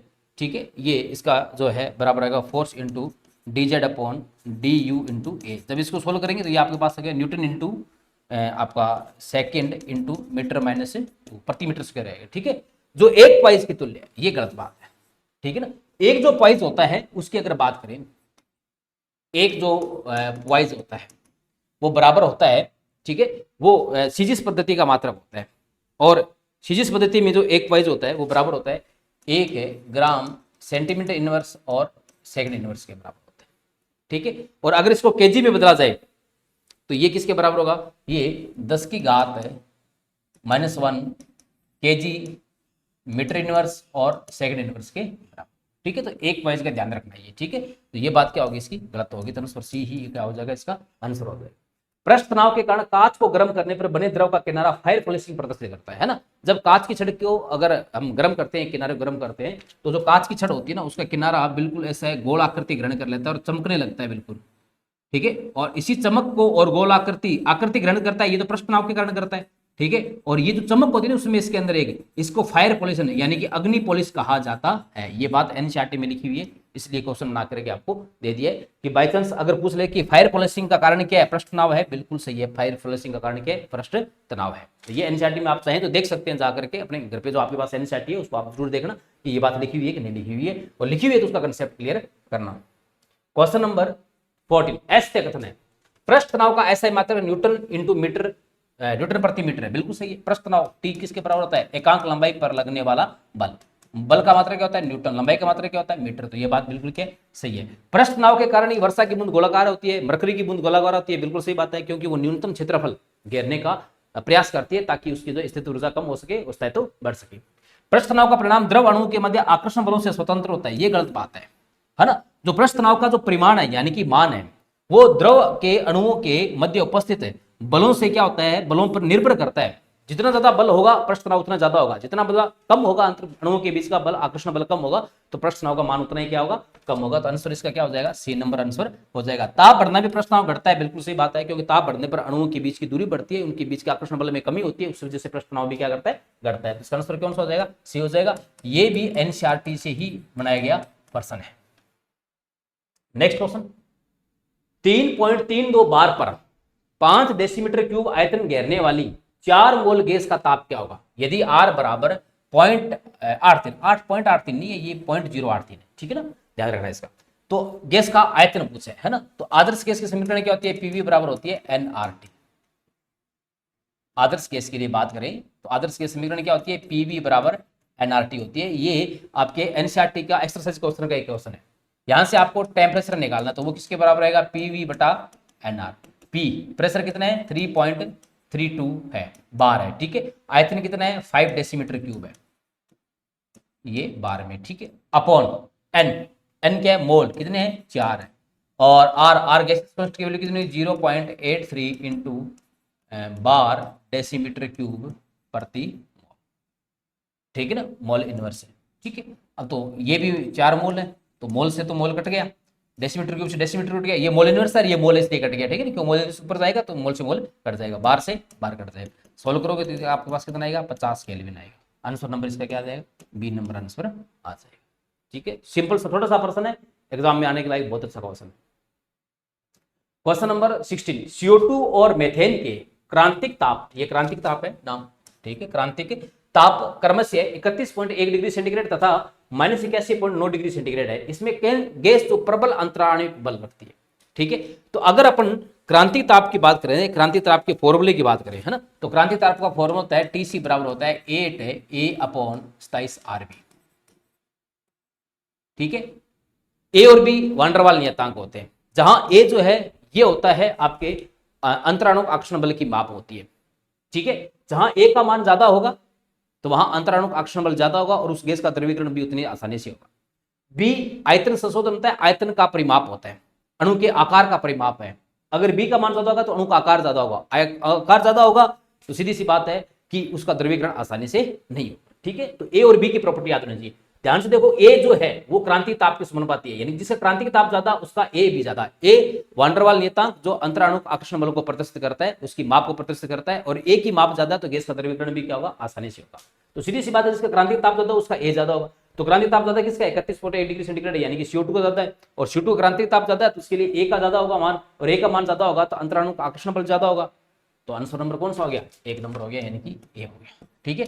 तो क्रांतिक ताप की परिभाषा, क्रांतिक ताप का सूत्र, क्रांतिक ताप के अनुप्रयोग, और उसमें सबसे मेन बात ए और बी जो है इनके एक तो आप मात्रक याद रखें, और एक जो है इनकी जो है प्रकृति याद रखें, विशेषता याद रखें, भी कौन क्या प्रदर्शित करता है। जैसे अभी बताया, ए अंतराणविक आकर्षण बल की माप दर्शाता है, बी आयतन आकार दर्शाता है, ठीक है ना। तो ए और बी जो है कैसे प्रभावित करते हैं, ये बात आपको जरूर पढ़ना है, और ये काम मिलेगी आपको वान डेर वाल गैस समीकरण में, ये बातें आपको मिलेगी, वहां से क्वेश्चन एग्जाम में पूछ सकता है। ऐसे कथन है, रासायनिक अधिशोषण विशिष्ट होता है जिसमें उच्च ताप सहायक है। बिल्कुल सी बात है, रासायनिक अधिशोषण जो है स्पेसिफिक होता है ना, एक स्पेसिफिक टाइप के अधिशोषक के द्वारा एक विशेष प्रकार के अधिशोष्य को ही जो है अधिशोषित किया जाता है। भौतिक अधिशोषण बहुपरत अणु के रूप में होता है, बिल्कुल सी बात है, जबकि रासायनिक अधिशोषण जो है एक परत अणु के रूप में होता है। अब आपने यहाँ से सरफेस केमिस्ट्री स्टार्ट हो गई है, ठीक है ना, वो भी आज के अपने टॉपिक में थी। भौतिक अधिशोषण में सक्रिय ऊर्जा आवश्यक होती है, कोई जरूरी नहीं है, भौतिक अधिशोषण में सक्रिय ऊर्जा की कोई आवश्यकता नहीं होती, लेकिन रासायनिक अधिशोषण में सक्रिय ऊर्जा की क्या होती है, आवश्यकता होती है। तो कथन सी क्या हो गया, इनकरेक्ट हो गया, यानी कि आंसर सी हो जाएगा। भौतिक अधिशोषण की जो उष्मा एंथैल्पी होती है वो कम होती है, क्योंकि भौतिक अधिशोषण में अणुओं के बीच में जो है वान डेर वाल फोर्स या वीक फोर्स होते हैं, रासायनिक अधिशोषण में स्ट्रॉन्ग फोर्स होते हैं, इसलिए इसकी जो है उष्मा एंथैल्पी क्या होती है, हाई होती है। तो ये बात बिल्कुल क्या सही है, तो इसका आंसर क्या हो जाएगा, सी हो जाएगा। और आपको क्या करना है, आपको आपकी जो बुक है एनसीईआरटी की, उसमें आपको भौतिक अधिशोषण और रासायनिक अधिशोषण इन दोनों के आपको अंतर दे रखे हैं, इन दोनों की ये टेबल याद करनी है। अगर आप एनसीईआरटी नहीं पढ़ पा रहे हैं तो एग्जाम एलएफ की जो केमिस्ट्री की बुक है, उस बुक के प्रीवियस ईयर के क्वेश्चन सोल्व कर लें, और उसमें ये टेबल भी एनसीईआरटी सार संग्रह में दे रखी है, उस टेबल को पढ़ लेना, आपका क्वेश्चन गलत नहीं होगा। एग्जाम एलएफ की जो केमिस्ट्री की जो बुक है वो बिल्कुल एनसीईआरटी को ही देख करके लिखी गई है, चाहे प्रश्न की व्याख्या है तो भी एनसीईआरटी के अकॉर्डिंग है, और एनसीईआरटी सार संग्रह एनसीईआरटी का है ही। अच्छा, व्याख्यान भी हमने क्या किया है, इतना अच्छी कंटेंट उस बुक में दिया गया है कि जैसे क्वेश्चन आपका सिंपल सा आ गया, भौतिक अधिशोषण के बारे में आ गया, तो आपको उस क्वेश्चन के नीचे ही पूरी व्याख्या आपको भौतिक और अधिशोषण की वही मिल जाएगी, आपको इधर उधर भटकने की आवश्यकता नहीं है। यानी कि अधिशोषण का जो चैप्टर है आपका, डिफरेंस का जो पॉइंट है वो आपको पूरा पूरा एक जगह क्लियर हो जाता है, इसलिए उस बुक को पढ़ने का आपको कह रहे हैं। दूसरी बात, उस बुक के अंदर प्रीवियस ईयर के क्वेश्चंस है, तो आप जब एग्जाम देने जाओगे उससे पहले अगर प्रीवियस ईयर के क्वेश्चंस आप सोल्व कर लेते हैं तो आपके दिमाग में एक बहुत बड़ी पॉजिटिविटी आ जाएगी कि एग्जाम में किस प्रकार के क्वेश्चन आते हैं और हमें उसको कैसे टैकल और हैंडल करना चाहिए। ताकि हम हमारी सफलता सुनिश्चित कर सके। तो अगर आपने वो क्वेश्चन सोल्व कर लिए तो आपके दिमाग में पहले से एक पॉजिटिविटी रहेगी और एग्जाम हॉल में पेपर देख करके घबराएंगे नहीं, और बिल्कुल पेपर उसी पैटर्न का आना है, कोई नया पेपर नहीं आना है। बस बात यह है कि हम प्रैक्टिस करके कितनी जाते हैं। हम प्रैक्टिस नहीं करते तो पेपर हमें अलग लगता है और हम जो है एग्जाम से बाहर हो जाते हैं। तो अगर आप प्रीवियस ईयर क्वेश्चन की प्रैक्टिस करे जाते हैं तो आप बिल्कुल पेपर ऐसा लगेगा जैसे मैं घर पे बैठ के पेपर दे रहा हूँ, और आप आराम से सिलेक्ट हो जाएंगे। क्वेश्चन नंबर 18, फ्रेंडलिक समतापी वक्र के संदर्भ में एस्ते विकल्प है। तो फ्रेंडलिक समतापी वक्र है क्या, है ना? तो फ्रेंडलिक समतापी वक्र क्या है कि अधिशोषण की मात्रा, जिसको x बटा m से लिखते हैं, और प्रेशर P के बीच में एक संबंध है, और वो संबंध कुछ इस प्रकार से होता है। उच्च प्रेशर पे ये संबंध जो है लगभग जो है संतृप्तता की ओर चला जाता है। इसलिए तो हाई प्रेशर पे जाकर के फ्रेंडलिक समतापी जो वक्र है वो क्या हो जाता है, ये जो है फेल हो जाता है। और दूसरी बात, ये जो है भौतिक अधिशोषण के लिए लागू होता है। ठीक है, तो ये स्थिर ताप पर लगता है, बिल्कुल सही बात है। अधिशोषित गैस की मात्रा x बटा m और दाब के बीच में एक प्रयोग आधारित है, बिल्कुल सही बात है। ठीक है ना, तो ये ठीक है, इसकी समीकरण क्या बनेगी, समीकरण इसकी ये होती है x बटा m बराबर जो है वो kp 1 बटा n होता है। ठीक है, जहां p दाब है, k नियतांक है, 1 बटा जो n है ये भी एक नियतांक है, और 1 बटा n का जो n का मान जो होता है ना, वो हमेशा n का मान 1 से क्या होता है, बड़ा होता है, ये ध्यान रखना। और लगभग इसका मान है 0.5 से लेकर के 1 के बीच होता है। उस दाब पर संतृप्तता की ओर अग्रसर होते हैं, बिल्कुल सही बात है। देखो हाई प्रेशर पर जाकर के ये बिल्कुल सैचुरेटेड हो जाते हैं। इसी कारण हाई प्रेशर पर है ना, ये फ्रेंडलिक समतापी वक्र जो है ये फेल हो जाता है, तब इसको आप यूज नहीं कर सकते। ठीक है, इसमें अगर लोग के बीच में ग्राफ बनाए तो उसकी ढाल क्या होगी। ठीक है, तो अगर फ्रेंडलिक समतापी वक्र अगर अपन बनाए, है ना, लोग के रूप में बनाए, ठीक है, तो लोग के रूप में ये वक्र कुछ इस प्रकार से आता है, लोग x बटा m और लोग p के बीच में वक्र बनाए तो ये वक्र कुछ इस प्रकार से आता है।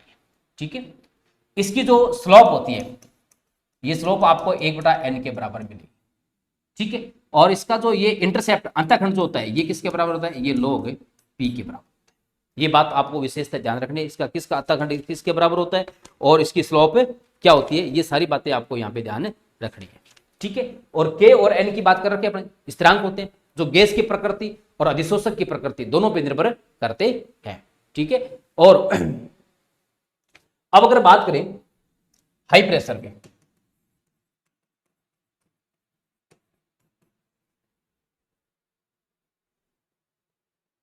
सॉरी हाई प्रेशर पे बात कर ली है ना, कि असंतृप्तता की ओर चला जाता है, इसलिए हाई प्रेशर पे लगता नहीं। अब देखो तीसरा ऑप्शन कैसे गए, n का मान 0 से 1 के बीच होता बता दिया आपको। ठीक है, और यदि 1 बटा n बराबर 0 है तो अधिशोषण दाब के समानुपाती होगा। तो देखो अगर 1 बटा n बराबर 0 है तो x बटा m किसके बराबर होगा, वो इसकी घात, इसका मान 0 हो जाएगा। 0 का मान होते हैं जो x बटा m है, इसका ये क्या हो जाएगा, स्थिरांक के बराबर हो जाएगा। यानी कि अब ये दाब पे निर्भर नहीं करेगा और दाब से क्या रहेगा, स्वतंत्र रहेगा। तो अगर 1 बटा n का मान 0 है तो जो अधिशोषण की मात्रा है वो दाब से क्या रहेगी, स्वतंत्र रहेगी। ठीक है, और अगर ठीक है यदि 1 बटा n का मान 1 है तो हम कह सकते हैं कि x बटा m जो अधिशोषण की मात्रा है वो p की घात 1 बराबर होगा। यानी कि उस समय जो अधिशोषण की जो मात्रा है x बटा m जो है वो दाब की क्या होगी, समानुपाती होगी। ठीक है, तो इस स्थिति में समानुपाती होगी और इस स्थिति में दाब पे निर्भर नहीं करेगी। ठीक है, तो ये बात अपने को ध्यान में रखनी है। नेक्स्ट क्वेश्चन, अच्छा उस क्वेश्चन का आंसर अपने लगाए नहीं, तो क्या कर रहा है, संतृप्तता को चला सही रहता है। लोग x बटा m और लोग p के बीच ग्राफ की ढाल 1 बटा n होती है, ये बात कर ली। अंतःखंड लोग k होता है, ये बात बिल्कुल सही है। n का मान 0 से 1 के मध्य होता है, ये बात बिल्कुल क्या है, सही बात है। ठीक है, यदि 1 बटा n बराबर 0 है तो अधिशोषण दाब के समानुपाती होता है ना। ये इतनी बात जो है यहां से लेकर के ये जो स्टेटमेंट है, ये इतना स्टेटमेंट क्या हो गया, इसका गलत हो गया, क्योंकि अगर 1 बटा n का मान 0 है तो इसका मतलब है कि जो अधिशोषण है वो दाब से क्या है, स्वतंत्र है। तो इसका आंसर कौन सा हो जाएगा, डी नंबर आंसर हो जाएगा। नेक्स्ट क्वेश्चन, समांगी उत्प्रेरण नहीं है ना। तो जब अपन सरफेस केमिस्ट्री पढ़ते हैं तो उत्प्रेरण की प्रक्रिया पढ़ते हैं जिसमें उत्प्रेरक भाग लेते हैं और अभिक्रिया की सक्रिय ऊर्जा को कम करके अभिक्रिया की दर को बढ़ा देते हैं। ठीक है, तो यहां हम पढ़ते हैं दो प्रकार के उत्प्रेरण होते हैं, एक समांगी होमोजीनस होता है और एक विसमांगी हेट्रोजीनस होता है। समांगी कौन सा होता है, जिसमें कैटलिस्ट, रिएक्टेंट और प्रोडक्ट सारे एक ही फिजिकल स्टेट में होते हैं, और हेट्रोजेनस जिसमें इनमें किसी एक की फिजिकल स्टेट क्या होती है, अलग होती है, तो वो हेट्रोजेनस होते हैं। ठीक है, फिजिकल स्टेट मतलब भौतिक अवस्था। तो ये देखो ये सल्फर ट्राइऑक्साइड के निर्माण की समीकरण है, इसमें ये गैस है, ये गैस है, और जो कैटलिस्ट काम में आ रहा है, उत्प्रेरक काम में आ रहा है, वो भी गैसियस अवस्था में है। इसका मतलब ये कौन सा उत्प्रेरण है, ये समांगी उत्प्रेरण है। ठीक है, इसी प्रकार अगर सल्फ्यूरिक अम्ल जो द्रव है उसकी उपस्थिति में शर्करा का जलापरण कराएं तो अगर शर्करा का सल्फ्यूरिक अम्ल की उपस्थिति में जल अपघटन कराएं तो वहां पर जो सारी जो भौतिक अवस्थाएं होती है वो गैसीय अवस्था में होती है, तो ये भी क्या है, ये समांगी उत्प्रेरण है। इसी प्रकार अगर सल्फर है डाइऑक्साइड गैस की बात करें अपन, ठीक है, और इसको जो है इससे सल्फर डाइऑक्साइड गैस बना रही है प्लेटिनम इलेक्ट्रोड की प्रेजेंस में, तो प्लेटिनम इलेक्ट्रोड कौन सी अवस्था में है, देखो सॉलिड अवस्था में है, तो ये कौन सा हो गया, ये विषमांगी उत्प्रेरण हो गया, जिसको अपन क्या बोलते हैं, हेटेरोजेनस कैटलिस्ट या कैटलाइजेशन बोलते हैं। तो ये विषमांगी उत्प्रेरण का क्या होगा, कारण हो गया, क्योंकि यहाँ पे कैटलिस्ट की फिजिकल स्टेट रिएक्टेंट और प्रोडक्ट से क्या है, डिफरेंट है। HCl लिक्विड की उपस्थिति में मेथिल एसीटेट का जल अपघटन करा जाए तो जो एग्जाम उत्पाद वगैरह बनेंगे, रिएक्टेंट है, वो सारे लिक्विड स्टेट में होंगे, तो ये भी समांगी उत्प्रेरण का क्या है, उदाहरण है। तो समांगी उत्प्रेरण का उदाहरण कौन सा नहीं है, वो केवल सी नहीं है, क्योंकि यहाँ पर जो इलेक्ट्रोड है वो सॉलिड स्टेट में, जबकि रिएक्टेंट और प्रोडक्ट कौन से स्टेट में, गैसीय स्टेट में है। सुमिलित कीजिए, ठीक है। अब आपको एक तरफ कोलाइड दे रखे हैं और एक तरफ उनकी आपको एग्जांपल दे रखी है। जैसे सबसे पहले दे रखा है कोलाइड, ठीक है, एरोसोल दर है। तो एरोसोल में अगर बात करेंगे यहाँ पे प्रक्षिप्त प्रावस्था कौन सी होगी, प्रक्षेपण माध्यम कौन सा होगा, तो एरोसोल के अंदर जो प्रक्षिप्त प्रावस्था होती है वो होती है ठोस, और प्रक्षेपण माध्यम कौन सा होता है, गैस होता है, ठीक है। तो अगर इसमें से ऐसा उदाहरण देखो जिसमें प्रक्षिप्त प्रावस्था ठोस है और प्रक्षेपण माध्यम गैस है ना, जैसे धुआं और धूल है ना। धुआं क्या होता है, धुएं में क्या होता है, जो गैसेस के पार्टिकल्स होते हैं वो गैसेस माध्यम में रहते हैं, धूल के कण जो है वो वायुमंडल के गैसेस के बीच में रहते हैं। तो इसका एग्जांपल कौन सा हो जाएगा, इसका आंसर हो जाएगा ए का थर्ड हो जाएगा, यानी कि इसका हो जाएगा थर्ड, ठीक है। फिर बात करें पायस की, तो पायस में प्रक्षिप्त प्रावस्था और प्रक्षेपण माध्यम दोनों ही क्या होते हैं, द्रव होते हैं। प्रावस्था भी द्रव होती है और माध्यम भी, प्रक्षिप्त माध्यम भी क्या होता है, द्रव होता है। तो ऐसा कौन सा है जिसमें दोनों जो है द्रव है, तो देखो दूध है और बालों की क्रीम है, ये किसका एग्जाम्पल है, ये पायस का एग्जाम्पल है, तो इसका आंसर कौन सा हो जाएगा, फर्स्ट हो जाएगा। फिर है फोम, फोम की बात करें तो इसमें जो प्रक्षिप्त प्रावस्था है वो होती है गैस, और प्रक्षिप्त जो माध्यम होता है वो होता है द्रव, ठीक है। तो ऐसा एग्जांपल देखो जिसमें गैस द्रव में घुली हुई, गैस किसमें घुली हो, द्रव में, जैसे साबुन के झाग है ना, तो इसका आंसर कौन सा हो जाएगा, सेकंड हो जाएगा। फिर है जेल, जेल की बात करें तो जेल में जो बात करें प्रक्षिप्त प्रावस्था जो होती है वो द्रव होता है, और प्रक्षेपण माध्यम कौन सा होता है, ठोस, यानी कि द्रव ठोस में उपस्थित हो। द्रव ठोस किसमें है, मक्खन और जेली में, जिसका आंसर क्या हो जाएगा, 4। तो 3 1 2 4, 3 1 2 4, आंसर नंबर इसका क्या हो जाएगा, ए नंबर आंसर हो जाएगा। ऐसे प्रश्न एग्जाम में 100% आने के चांसेस रखते हैं। ये एनसीईआरटी में टेबल दे रखी है आपको पूरी जो है कोलाइडों के प्रकार की, और आप उस टेबल को याद रखें। और इसमें जो मक्खन वाला एग्जाम्पल है ये very very very important example है, ध्यान रखना है, ठीक है ना, एनसीईआरटी टेबल जरूर याद करके जाना। कोलाइड जिसमें प्रक्षिप्त प्रावस्था ठोस और प्रक्षेपण माध्यम द्रव है, यानी कि ठोस द्रव में घुला हुआ है, और अगर ठोस द्रव में घुला हो, ठीक है ना, ठोस किसमें हो, द्रव में हो, तो उसको अपन क्या बोलते हैं, उसको अपन बोलते हैं सॉल, क्या बोलते हैं उसको, सॉल बोलते हैं, ठीक है। तो ऐसा कौन सा है, प्रलेप, जिसको अपन क्या बोलते हैं, पेंट। तो पेंट बिल्कुल, पेंट में क्या होता है कि ठोस द्रव में उपस्थित होता है। कोशिका द्रव्य, कोशिका द्रव्य भी क्या होता है, ठोस संरचना होती है जो लिक्विड के अंदर उपस्थित रहती है। तो ये दोनों एग्जांपल जो है, ये और ये दोनों किसके एग्जांपल है, ये सॉल के एग्जांपल होता है। डी क्या हो जाएगा, आंसर हो जाएगा। फोम रबर जो है इसका एग्जांपल नहीं है। नेक्स्ट क्वेश्चन, असुमिलित है, द्रव रागी कोलाइड, द्रव विरागी कोलाइड, सहचारी कोलाइड और साबुन के लिए CNC, है ना। द्रव रागी कोलाइड यानी कि ऐसे कोलाइड जो द्रव स्नेही होते हैं, द्रव से स्नेह करते हैं, और जिनको बिल्कुल आसानी से जो है अपन जो है बना सकते हैं, वो क्या कहलाते हैं, आपकी द्रव रागी कोलाइड कहलाते हैं, ठीक है।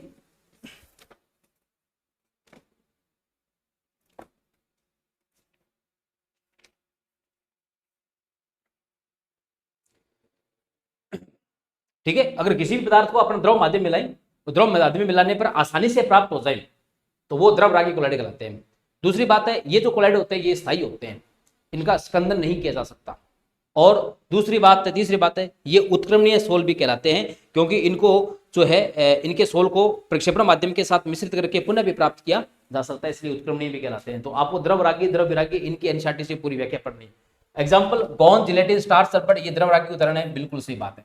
द्रव विरोधी कोलाइड, ये धातु और उनके सल्फाइड होते हैं, बिल्कुल सही बात है। इनको विशेष प्रकार की जो है वीडियो से बनाए जाते हैं, उस पर आधारित अपना अगला प्रश्न है द्रव विरागी कोलाइड बनाने की, ठीक है ना।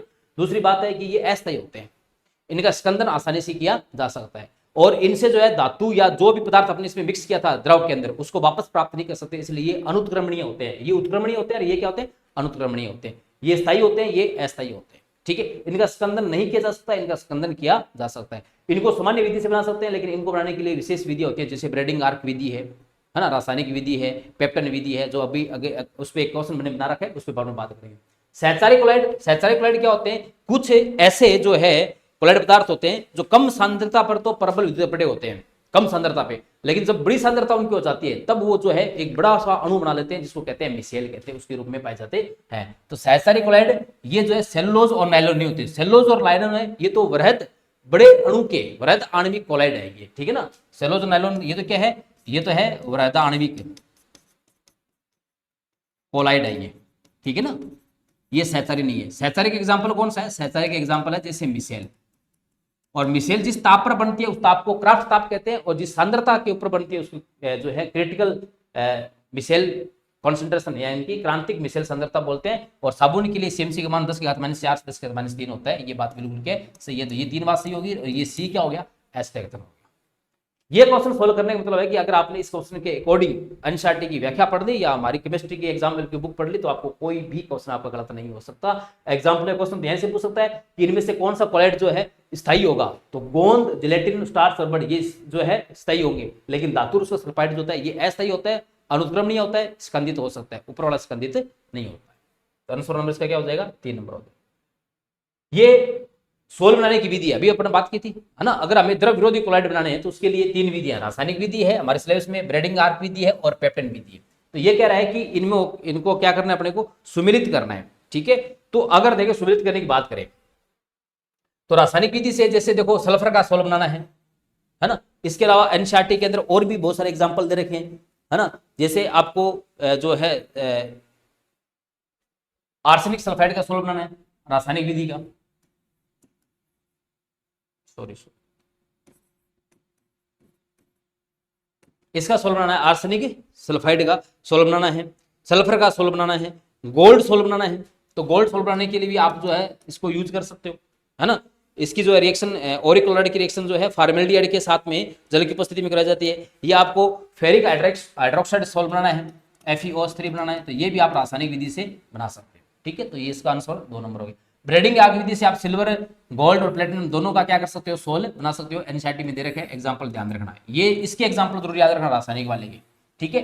पेप्टन जो है, पेप्टन में क्या करते हैं, जो प्रक्षेपण माध्यम होता है और विद्युत अपघट्य होता है उन दोनों को मिलाकर के हिलाया जाता है। तो ये सामान्य सी विधि है, तो इसका आंसर कौन सा हो जाएगा, 3rd हो जाएगा। तो 2 1 3 2 1 3 तो आंसर क्या हो जाएगा इसका, 1 नंबर आंसर। एनसीईआरटी से इनकी व्याख्या जरूर आप पढ़ना है, ठीक है। अपने पास इतना, हालांकि यूट्यूब पे चैनल अपने पास इतना टाइम नहीं है कि इसको पूरा व्याख्या करें, और आपके पास भी अभी इतना टाइम नहीं है कि आप ज़्यादा टाइम इसे वीडियो पे समाप्त करें, आप खराब करें। इससे अच्छा है कि आप एनसीईआरटी को पढ़ें, आपके और भी कंसेप्ट क्लियर होंगे।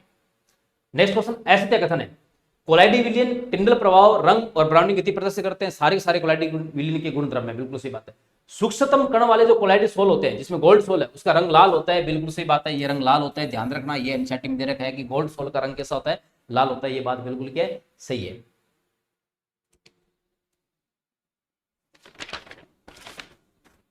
ठीक है, फिर दे रहे Fe2O3.X यानी कि जलयोजित आयरन ऑक्साइड और हीमोग्लोबिन धनावेशी सोल है। ये एनसीईआरटी की एग्जांपल है, धनावेशित और ऋणावेशी सोल के एग्जांपल जरूर याद रखके जाना, दोनों धनावेशी सोल है, तो इनका ये उदाहरण क्या है, बिल्कुल सही है। फिर उसके बाद में आगे जो दे रखा है वो दे रखा है मेथिलीन ब्लू सोल और आपका जो है कांगो रेड सोल, ये ऋणावेशी सोल है ना। तो देखो मेथिलीन जो ब्लू सोल है और कांगो रेड सोल है ना। मेथिलीन ब्लू जो है ये तो है धनावेशित सोल, इनकी एक टेबल दे रखी है एनसीईआरटी के अंदर, ठीक है। और कांगो रेड जो सोल है ये कैसा है, ये ऋणावेशी सोल है। तो ये कथन क्या हो गया, गलत हो गया, ठीक है। तो आंसर कौन सा हो जाएगा इसका, डी नंबर आंसर हो जाएगा। एनसीईआरटी के अंदर इसकी टेबल दे रखी है, जरूर वहां से याद करें, एग्जाम में क्वेश्चन पूछ सकते हैं। नेक्स्ट क्वेश्चन है AgNO3 को अगर पोटेशियम आयोडाइड में मिलाएं तो ऋणावेशी सोल बनता है, बिल्कुल सही बात है। उल्टा करें, अगर पोटेशियम आयोडाइड को AgNO3 में मिलाएं, ठीक है, तो कौन सा सोल बनता है, तो धनावेशी सोल बनता है, ये बात भी बिल्कुल क्या है, सही है, ठीक है। फिर है FeCl3 को अगर NaOH में मिलाने पर ऋणावेशी सोल बनता है, ये बात भी सही है। सारे कथन इसके क्या हो गए, सही हो गए। ये भी एनसीईआरटी से उठाया गया क्वेश्चन है, ठीक है, आपको इनके याद रखने। मेन बात ये ध्यान रखना, Ki को अगर AgNO3 में मिलाएं तो धनावेशी सोल बनेगा, और AgNO3 को Ki में मिलाएं तो ऋणावेशी सोल बनेगा, ठीक है। इसी प्रकार जो जल योजित फेरिक ऑक्साइड का सोल होता है वो धनावेशी सोल बनाता है। जीटा विभव है। हेल्महोल्ट्ज द्वितीय द्विपरत के दोहरी परत के बीच का क्या होता है, विभवांतर होता है ना। दो जो कोलाइड होता है, कोलाइड के जो दो परतें होती है उनके बीच का जो विभवांतर होता है उसको क्या कहते हैं, जीटा विभव कहते हैं। ये बात सही है। अवेश ये गलत है, परतों के बीच की दूरी ये भी गलत है। तो आंसर क्या हो जाएगा इसका, एक नंबर आंसर हो जाएगा। क्वेश्चन नंबर 27, सत्याकूट का चयन कीजिए। ये वो वापस इमल्सन वाले आ गए है ना। ऑयल वाटर इमल्सन का एग्जांपल दूध और वेनिशिंग क्रीम है, बिल्कुल सही बात है, ये इसका एग्जांपल है, दूध और वेनिशिंग क्रीम है। ठीक है। वाटर ऑयल इमल्सन एग्जांपल मक्खन और क्रीम है, बिल्कुल सही बात है। ठीक है। ऑयल वाटर पाइसिक्रमिक, पाइसिक्रमिक क्या होते हैं, इमल्सन को स्थायित्व प्रदान करने वाले। तो वो कौन कौन से हैं, साबुन है, प्रोटीन है, गोंद है, बिल्कुल सही बात है। और वाटर ऑयल पाइसिक्रमिक जो है वो काजल है, उच्च वसीय अम्लों के जो है धातु लवण है, ये बात भी सही है। तो सारे सारे कथन क्या है यहाँ पे सही है। तो आंसर क्या हो जाएगा इसका, डी आंसर हो जाएगा। इस क्वेश्चन को आपको देना मतलब यही है, ये एनसीईआरटी से बनाया, किसी बुक से नहीं उठाया गया है। तो आपको यहाँ जो है इमल्सन का पूरा टॉपिक क्लियर होता है। इमल्सन में या तो इमल्सन एग्जांपल पूछ सकता है या इमल्सन के पाइसिक्रमक पूछ सकता है। भी कौन कौन से इसके पाइसिक्रमक है, पाइसिक्रमक क्या होते हैं, पाइसिक्रमक जो है ये इमल्सन के स्थायी कारक होते हैं। ठीक है। क्वेश्चन नंबर 28, कोलाइड प्रदर्शन करता है, कोलाइड प्रदर्शन यानी कि कोलाइड के गुण का उदाहरण है, जैसे आकाश का रंग दिखा देना, बिल्कुल सही है। रुधिर, बिल्कुल सही है, ये कोलाइड का उदाहरण है। और नदियों द्वारा डेल्टा निर्माण, ये भी कोलाइड के प्रदर्शन का क्या उदाहरण है। तो आंसर नंबर इसका क्या हो गया, डी नंबर इसका आंसर हो गया। क्वेश्चन नंबर 29, एस विकल्प है, धूमर का विद्युतीय अवक्षेपण है ना, ये जो है अनुप्रयोग है सरफेस केमिस्ट्री के प्रश्न रसायन के। धूमर का विद्युतीय अवक्षेपण में प्रयुक्त अवक्षेपक यानी कि जो प्रेसिपिटेटर होता है, इलेक्ट्रोड होता है, वो क्वार्टरल अवक्षेप होता है। तो ये बिल्कुल सही बात है, जो चिमनियों में ऊपर लगाया जाता है और ये क्या करता है, धुआं के कणों के अंदर जो सल्फर के या कार्बनिक पार्टिकल्स होते हैं उनको नीचे बैठा देता है, पेंदे में रख देता है। तो ये एक बात बिल्कुल क्या है, सही है। आर्जिरोल एक औषधि है, बिल्कुल सही बात है। आर्जिरोल एक टाइप का जो है पृष्ठ रसायन में बनाया गया कोलाइड है और ये एक टाइप की औषधि है और इसका उपयोग कालाजार रोग में किया जाता है। ये बात इसकी क्या है, गलत है। आर्जिरोल जो है इसका उपयोग कालाजार में ना होकर के इसका एनसीईआरटी में जो है एक उपयोग दे रखा है।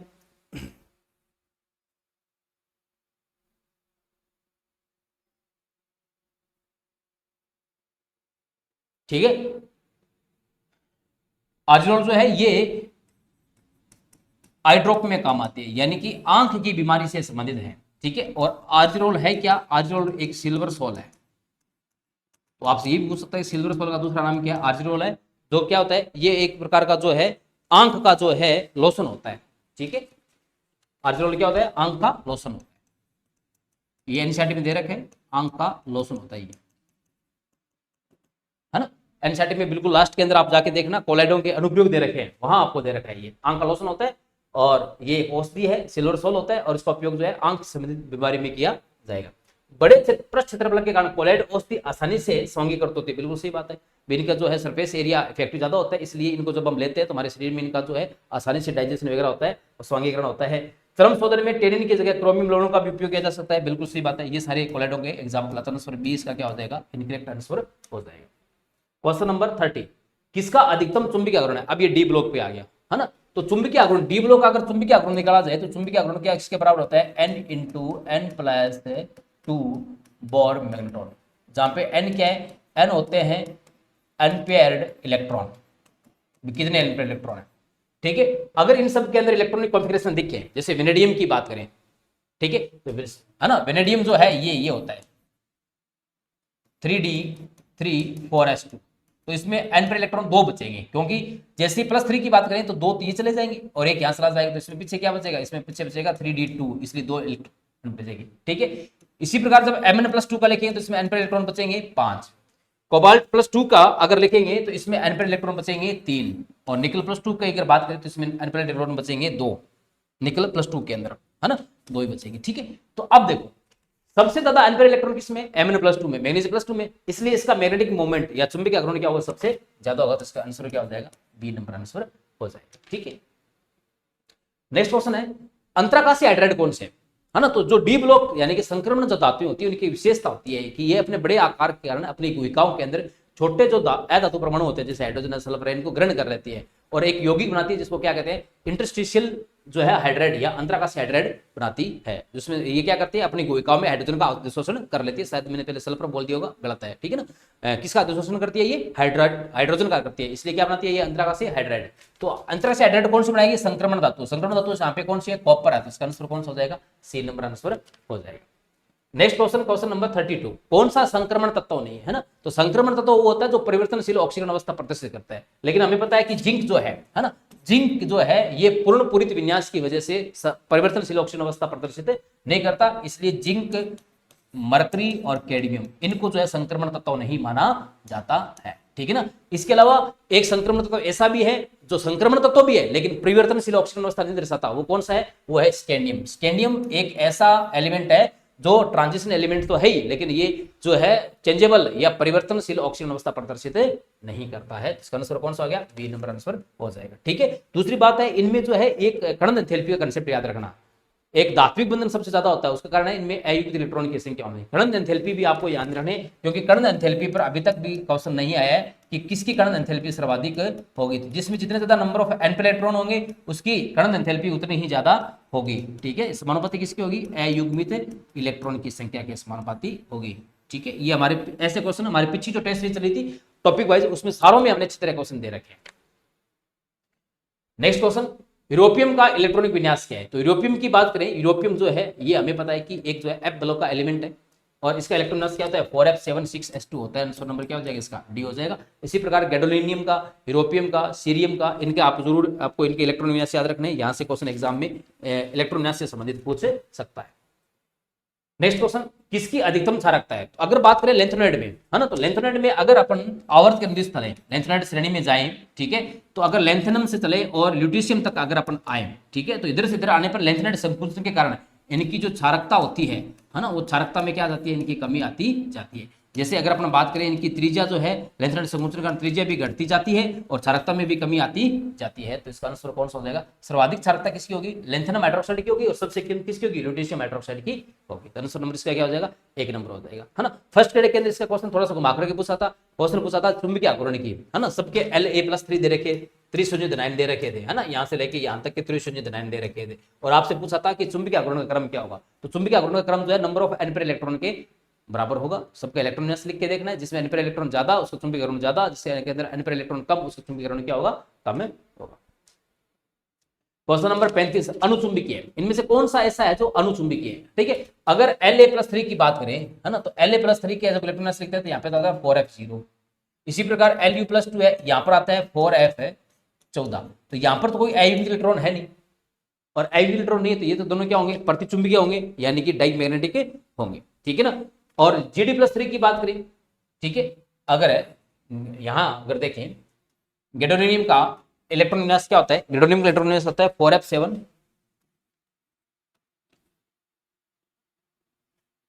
6s1, सॉरी पहले 4f7 5d1 और 6s2 +3 बनाएंगे तो +3 के बाद में जो है यहाँ पर क्या बचेगा? गैडोलिनियम में +3 के बाद में बचेगा केवल 4f7 और 4f7 है तो यहाँ पे 7 अयुग्मित इलेक्ट्रॉन होंगे, इसलिए क्या होगा? डायमैग्नेटिक होगा। तो आंसर क्या हो जाएगा इसका? बी हो जाएगा। ठीक है। सीरियम+4 की बात करें तो सीरियम+4 की अगर बात करें तो इसका जो है इसका होता है 4f1 5d1 और 6s2 होता है।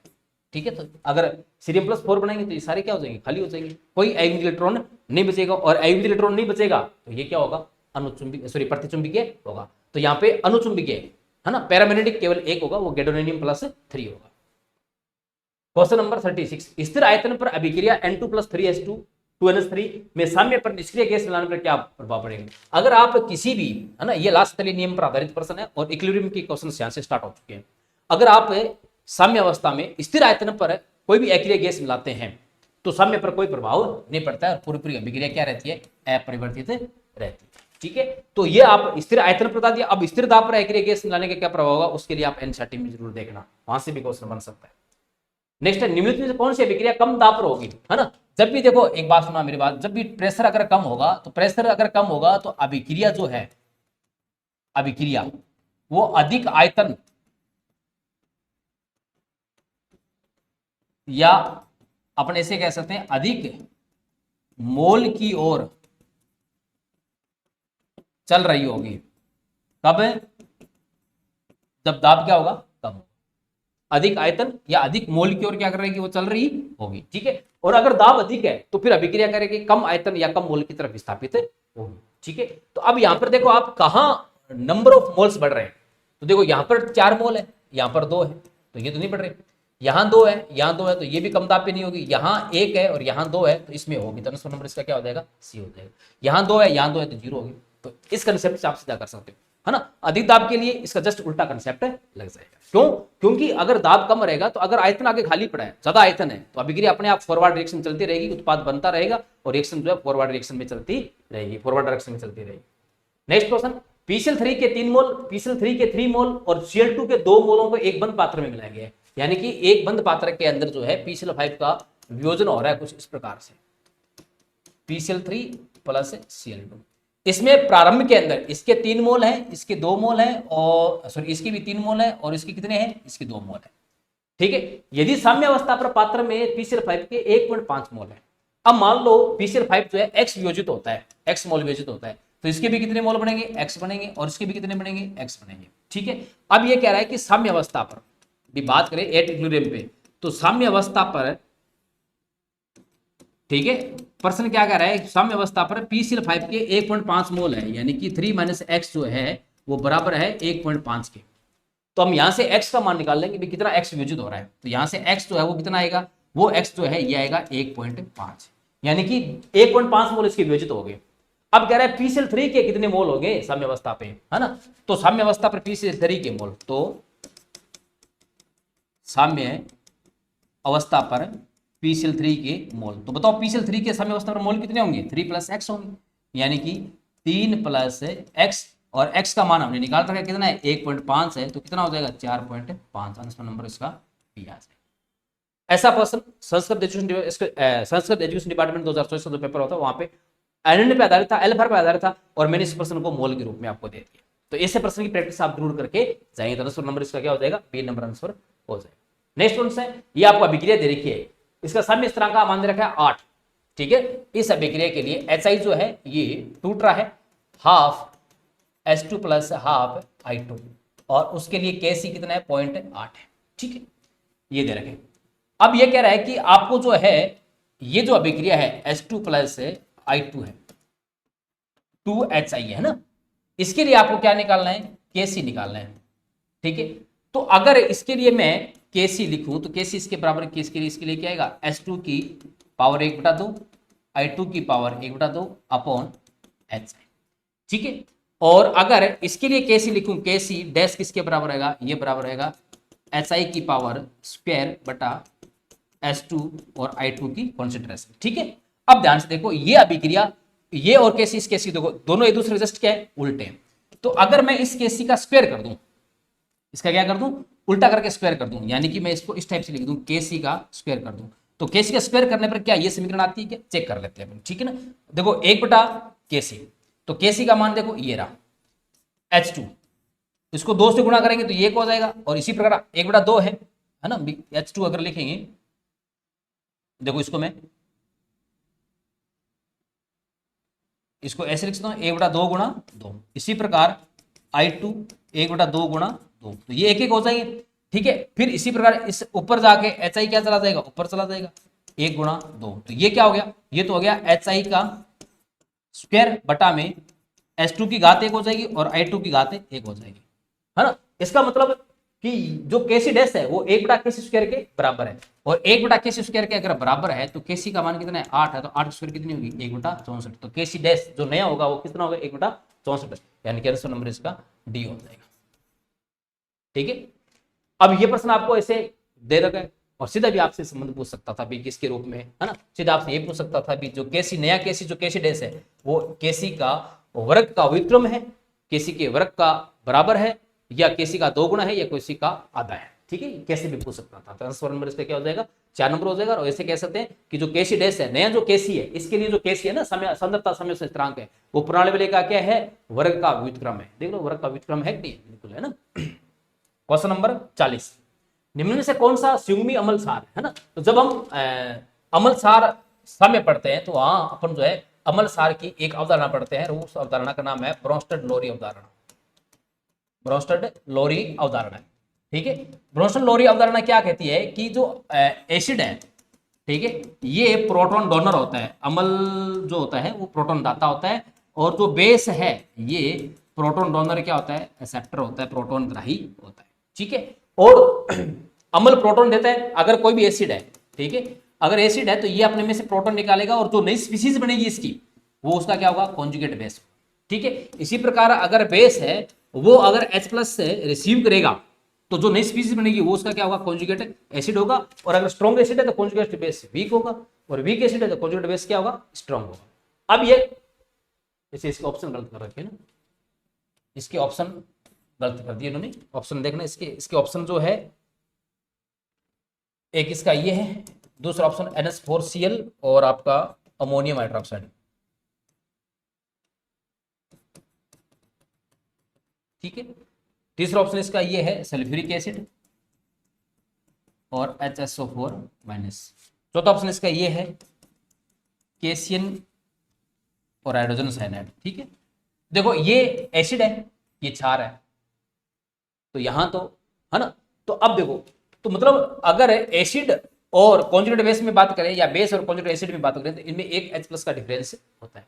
तो जिनमें एक H+ का डिफरेंस होगा तो वो क्या होंगे आपस में, कॉन्जुगेट जो है आपका एसिड बेस का क्या होगा, पेयर होगा। तो देखो ध्यान से, ये देखो सल्फ्यूरिक एसिड है, ये क्या कर रहा है, एक H+ दे करके क्या बनाएगा, HSO4 माइनस बनाएगा, तो ये इसका कॉन्जुगेट बेस हो गया और ये क्या हो गया, एसिड हो गया। तो ये कॉन्जुगेट बेस एसिड पेयर हो गया कि नहीं हो गया, तो इसका आंसर क्या हो जाएगा, सी नंबर हो जाएगा। बाकी सारे जो है ये देखो, ये आपका सॉल्ट है, ये बेस है, वीक बेस है, ये जो है आपका एक सॉल्ट है, ये भी आपका एक जो है वीक बेस है। तो ये मतलब यहाँ पे जो कॉन्जुगेट एसिड बेस का कोई कंसेप्ट नहीं लगेगा, ध्यान इतना रखना है कि कॉन्जुगेट एसिड बेस के बीच में एक H+ का डिफरेंस होता है। नेक्स्ट क्वेश्चन, कैल्शियम हाइड्रोक्साइड के एक संतृप्त विलयन का पीएच 9 है ना। तो कैल्शियम हाइड्रोक्साइड का विलेयता गुणनफल क्या होगा, देखो पीएच दे रखा है 9, पीएच अगर आपको 9 दे रखा है तो इसका मतलब है कि उस विलयन की जो पीओएच है वो कितनी होगी, 5 होगी, क्योंकि विलयन बेसिक है तो यहाँ पे पीओएच की बात अपने को करनी पड़ेगी। और हमें पता है कि पीएच प्लस पीओएच इन दोनों का योग कितना होता है, इन दोनों का जो योग होता है वो होता है 14 होता है। तो अगर पीएच 9 है तो पीओएच कितनी होगी, 5 होगी। और पीओएच अगर 5 होगी तो यहाँ से आप हाइड्रोक्साइड आयन की सांद्रता भी निकाल सकते हैं, वो कितनी होगी, वो होगी 1 × 10⁻⁻5 होगी।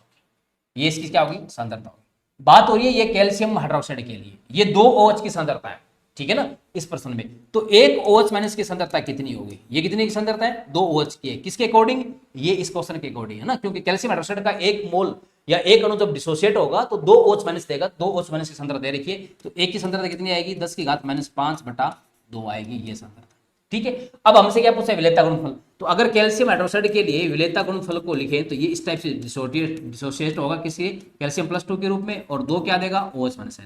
अगर इसकी विलेयता S है तो S, इसकी क्या लिखेंगे, 2S। तो KSP लिखेंगे तो KSP कैसे लिखते हैं, ये इसकी विलेयता कैल्शियम +2 की और इसकी विलेयता का स्क्वायर, तो ये क्या आएगा 4S³, ठीक है।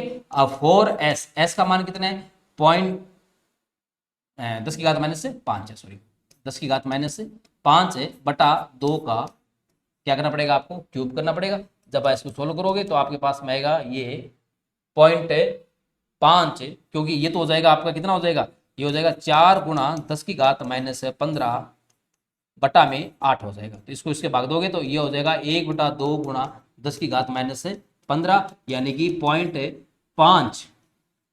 × 10⁻⁻15 इसका आंसर आ जाएगा, आंसर हो जाएगा इसका 1 लीटर, ठीक है। तो देखो यहां कैसे पीएच को हमने जो है कैसे कैसे जोड़ दिया, ठीक है। अब ये प्रश्न मेरा समझाने का मतलब आपके एग्जाम में प्रश्न आएगा, आपको सीधा यहां से ऐसे पूछेगा, ये पहले वाली चीज नहीं पूछेगी। बस मैंने तो आपको केवल ये बता दिया कि कैसे हम पीएच से OH माइनस की सांद्रता निकाल सकते हैं, इसलिए इस प्रश्न को मैंने इंक्लूड किया है, ठीक है ना। ऐसे प्रश्न बुक में भी दे रखे हैं, बहुत सारे प्रश्न, ये कोई प्रीवियस ईयर का क्वेश्चन था। 20 ml 0.1 H2SO4 के विलयन को 30 ml 0.2 NH4 के विलयन में मिलाने पर प्राप्त मिश्रण के पीएच का मान क्या है ना। तो देखो यहाँ पे एसिड को बेस में मिलाया जा रहा है, तो हम सबसे पहले पता ये करते हैं कि एसिड के कितने मिली इक्विवेलेंट काम में आ रहा है, मिली इक्विवेलेंट ऑफ एसिड, ठीक है। टोटल कितने मिली इक्विवेलेंट है, तो 20 × 1 H2SO4 जो है ये 2 H+ देगा, तो 2 × सांद्रता कितनी इसकी 0.1 है, तो ये कितने मिली इक्विवेलेंट आ गए इसके, 4 आ गए, ठीक है। अब अपन बात करते हैं कि मिली इक्विवेलेंट ऑफ बेस की बात करते हैं, बेस के कितने मिली तुल्यांक है। तो बेस के लिए बात करें तो बेस का आयतन 30 है, सांद्रता 0.2 है और NH4OH है तो 1 OH देगा, तो इसकी कितनी मिली तुल्यांक आ जाएगी, 6 आ जाएगी। तो ध्यान से देखो, जब इन दोनों को मिलाएंगे तो क्षार के तुल्यांक जो है ज्यादा है और अम्ल के तुल्यांक क्या है, कम है। इसका मतलब कि जो सॉल्यूशन होगा वो कैसा होगा, बेसिक सॉल्यूशन होगा, बेसिक सॉल्यूशन बनेगा, ठीक है ना, बेसिक सॉल्ट जो है सॉल्ट बनेगा। और बेसिक सोल्ट बनेगा तो इसके लिए हम पहले क्या निकालेंगे, पीओएच निकालेंगे। तो बेसिक सोल्ट के लिए पीएच क्या होती है, पीओएच किसके बराबर होती है, पी के बी प्लस है लोग सॉल्ट है अपॉन बेस, ये फॉर्मूला लगेगा। पी के बी का मान दे रखा है अपने को, NH4 के लिए कितना दे रखा है, 4.7 दे रखा है, लोग सॉल्ट, ठीक है। तो इसमें देखो 4/6, क्योंकि सोल्ट तो 4 के बनेगा, 4 इसके 4 मिली तुल्यांक इसके 4 मिली तुल्यांक से क्रिया करेंगे, तो सोल्ट कितना बनेगा 4 का 4/6। और 4 अगर इसके 6 की बात करें अपन, नहीं सॉरी सॉरी सॉरी, अच्छा बेस, हाँ बेस बेस कितना बच गया, 2 बच गया।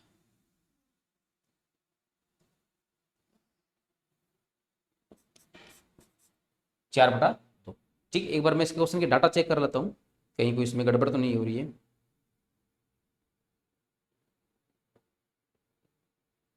ठीक है, सही है ना। भी देखो सॉल्ट क्या, सॉल्ट के कितने बनेंगे, 4 बनेंगे, क्योंकि इसके भी कम से सबसे कम तो यही है, तो इसके 4 मिली तुल्यांक इसके 4 मिली तुल्यांक से रिएक्शन करेंगे तो 4 मिली तुल्यांक की सॉल्ट के बनेंगे।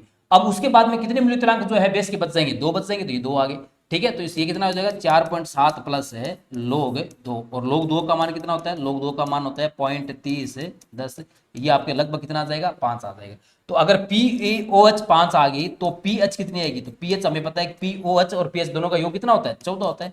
तो pH कितनी आएगी, 14-5, यानी कि 9 आंसर कौन सा हो जाएगा इसका, सी नंबर आंसर हो जाएगा। यहां मैंने आपको 3 चीजें बता दी, एक तो आपको बेसिक बिलियन की pH निकालनी बता दी, ठीक है, मिली तुल्यांक यानी कि उदासीन गणक को भी आपने अटैच कर लिया।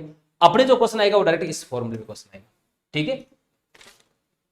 Next question, M/200 calcium hydroxide विलीन की पीएच क्या होगी, ये वही सब बेसिक विलीन है, ठीक है ना। तो कॉन्सेंट्रेशन दे रखी है और इसकी अपने से पूछी क्या है, पीएच पूछी अपने से। तो पहले हम इसका क्या निकालेंगे, अपने ये पता करेंगे इसकी पीओएच कितनी है। पीओएच किसके बराबर आएगी, minus log of concentration of OH minus, ठीक है। अब कॉन्सेंट्रेशन कितनी लेंगे, देखो ये M/20 है, तो लेकिन ये 2 OH आयन देगा, तो इसकी कॉन्सेंट्रेशन क्योंकि हमें नॉर्मेलिटी भी निकालनी है, तो 1/200 गुणा 2 करेंगे तो ये कितनी आएगी, 1/100 आ जाएगी, ठीक है।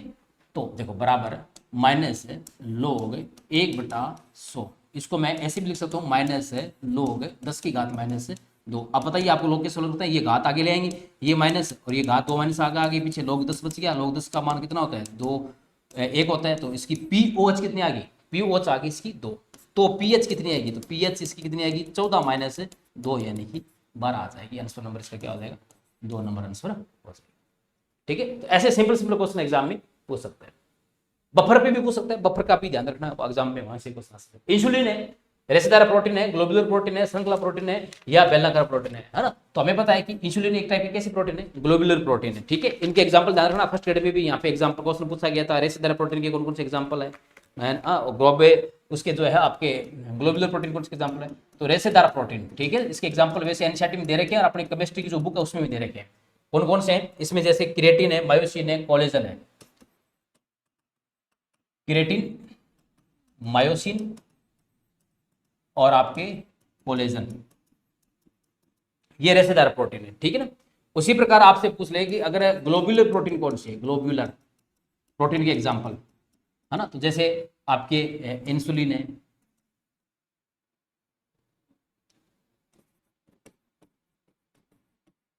हीमोग्लोबिन है, एंजाइम है, एल्बुमिन है, हीमोग्लोबिन प्रोटीन भी इसके एग्जांपल है। जितने भी एंजाइम है वो सारे ग्लोबुलर प्रोटीन के एग्जांपल है। और आपका जो है एल्बुमिन है, ये भी किसका एग्जांपल है, ग्लोबुलर प्रोटीन का, क्योंकि ये फर्स्ट ग्रेड में पूछा गया है और सेकंड ग्रेड में वापस रिवाइज हो सकता है क्वेश्चन से। क्वेश्चन नंबर 45 और आज का लास्ट क्वेश्चन, एमाइलोज और एमाइलोपेक्टिन किसका मिश्रण है ना। इसका मिश्रण क्या है, स्टार्च है ना। स्टार्च में दो एक इकाइयां होती है, एक एमाइलोज होता है, एक एमाइलोपेक्टिन होता है ना। और एमाइलोज और एमाइलोपेक्टिन के बारे में पता है कि एमाइलोज जो है ये इसका जो है 10 से 15% भाग बनाता है, ठीक है ना। और ये अशाखित होता है। एमाइलोपेक्टिन है, ये स्टार्च का 80 से 85% भाग बनाता है और ये ब्रांच होता है, शाखित होता है। इसमें C1 C4 ग्लाइकोसाइडिक बॉन्ड होती है। इसमें जो अनब्रांच्ड होता है उसके बीच में C1 C4 और जो ब्रांचिंग होती है उसमें C1 और C6 ग्लाइकोसाइडिक बॉन्ड होती है। ब्रांचिंग में कौन सी बॉन्ड होती है, ब्रांचिंग में जो बॉन्डिंग होती है वो C1 और C6 होती है। ठीक है ना। और लीनियर में कैसी होती है, लीनियर में जो है ये होती है C1 C4 होती है एमाइलोज के अंदर, ठीक है। तो ये अपना ध्यान रखना है, पूरा आपको स्टार्ट करना है। तो ये आज के अपने जो है 45 क्वेश्चन थे, आपने देखा होगा सारे क्वेश्चन एनसीईआरटी बेस्ड रहे। ऐसे ही आपको आपके हमारे हर एग्जाम के अंदर आपको क्वेश्चन ऐसे मिलने वाले टेस्ट सीरीज के अंदर। तो आप अपनी तैयारी को बिल्कुल जांचिए, लगे रहिए, लगातार लगे रहिए और बिल्कुल पॉजिटिव कंटेंट के साथ लगे रहिए, पॉजिटिव सोच के साथ लगे रहिए और आपको बिल्कुल एक सीमित और ऑथेंटिक कंटेंट पढ़े, ताकि आप जो है आने वाले समय में अपनी सफलता सुनिश्चित कर सके। और प्रीवियस ईयर के लिए अगर बात करें तो प्रीवियस ईयर के क्वेश्चन आप, मेरी यही राय रहेगी, अवश्य सोल्व करें, क्योंकि उसमें आपको एक अलग कॉन्फिडेंस आएगा कि वास्तव में एग्जाम में कोई बड़े क्वेश्चंस नहीं आ रहे हैं और हम इजीली आराम से कवर कर सकते हैं। आपके दिमाग में क्वेश्चन से संबंधित कोई फोबियो नहीं रहेगा। और प्रीवियस ईयर के लिए आपको अगर आप चाहें तो आप हमारी एग्जाम हेल्थ की जो बुक है, बहुत अच्छी बुक है, इसमें व्याख्या सहित क्वेश्चन दे रखे हैं, न्यूमेरिकल्स है उनको भी अच्छी तरह उनको जो है वहाँ गुणा बा करके बता रखा है, फॉर्मूला लगा के बता रखा है कि आप कैसे उसको सोल्व कर सकते हैं। तो आप वहाँ से सोल्व करें, आपको अवश्य सफलता मिलेगी। ईश्वर से प्रार्थना करते हैं कि आप अपने लक्ष्य में कामयाब हो और अपने घर वालों का सपना पूरा करें। इन्हीं शब्दों के साथ आज अपन अपने वाणी को यहीं विराम देते हैं। Thank you. जय हिंद, जय भारत।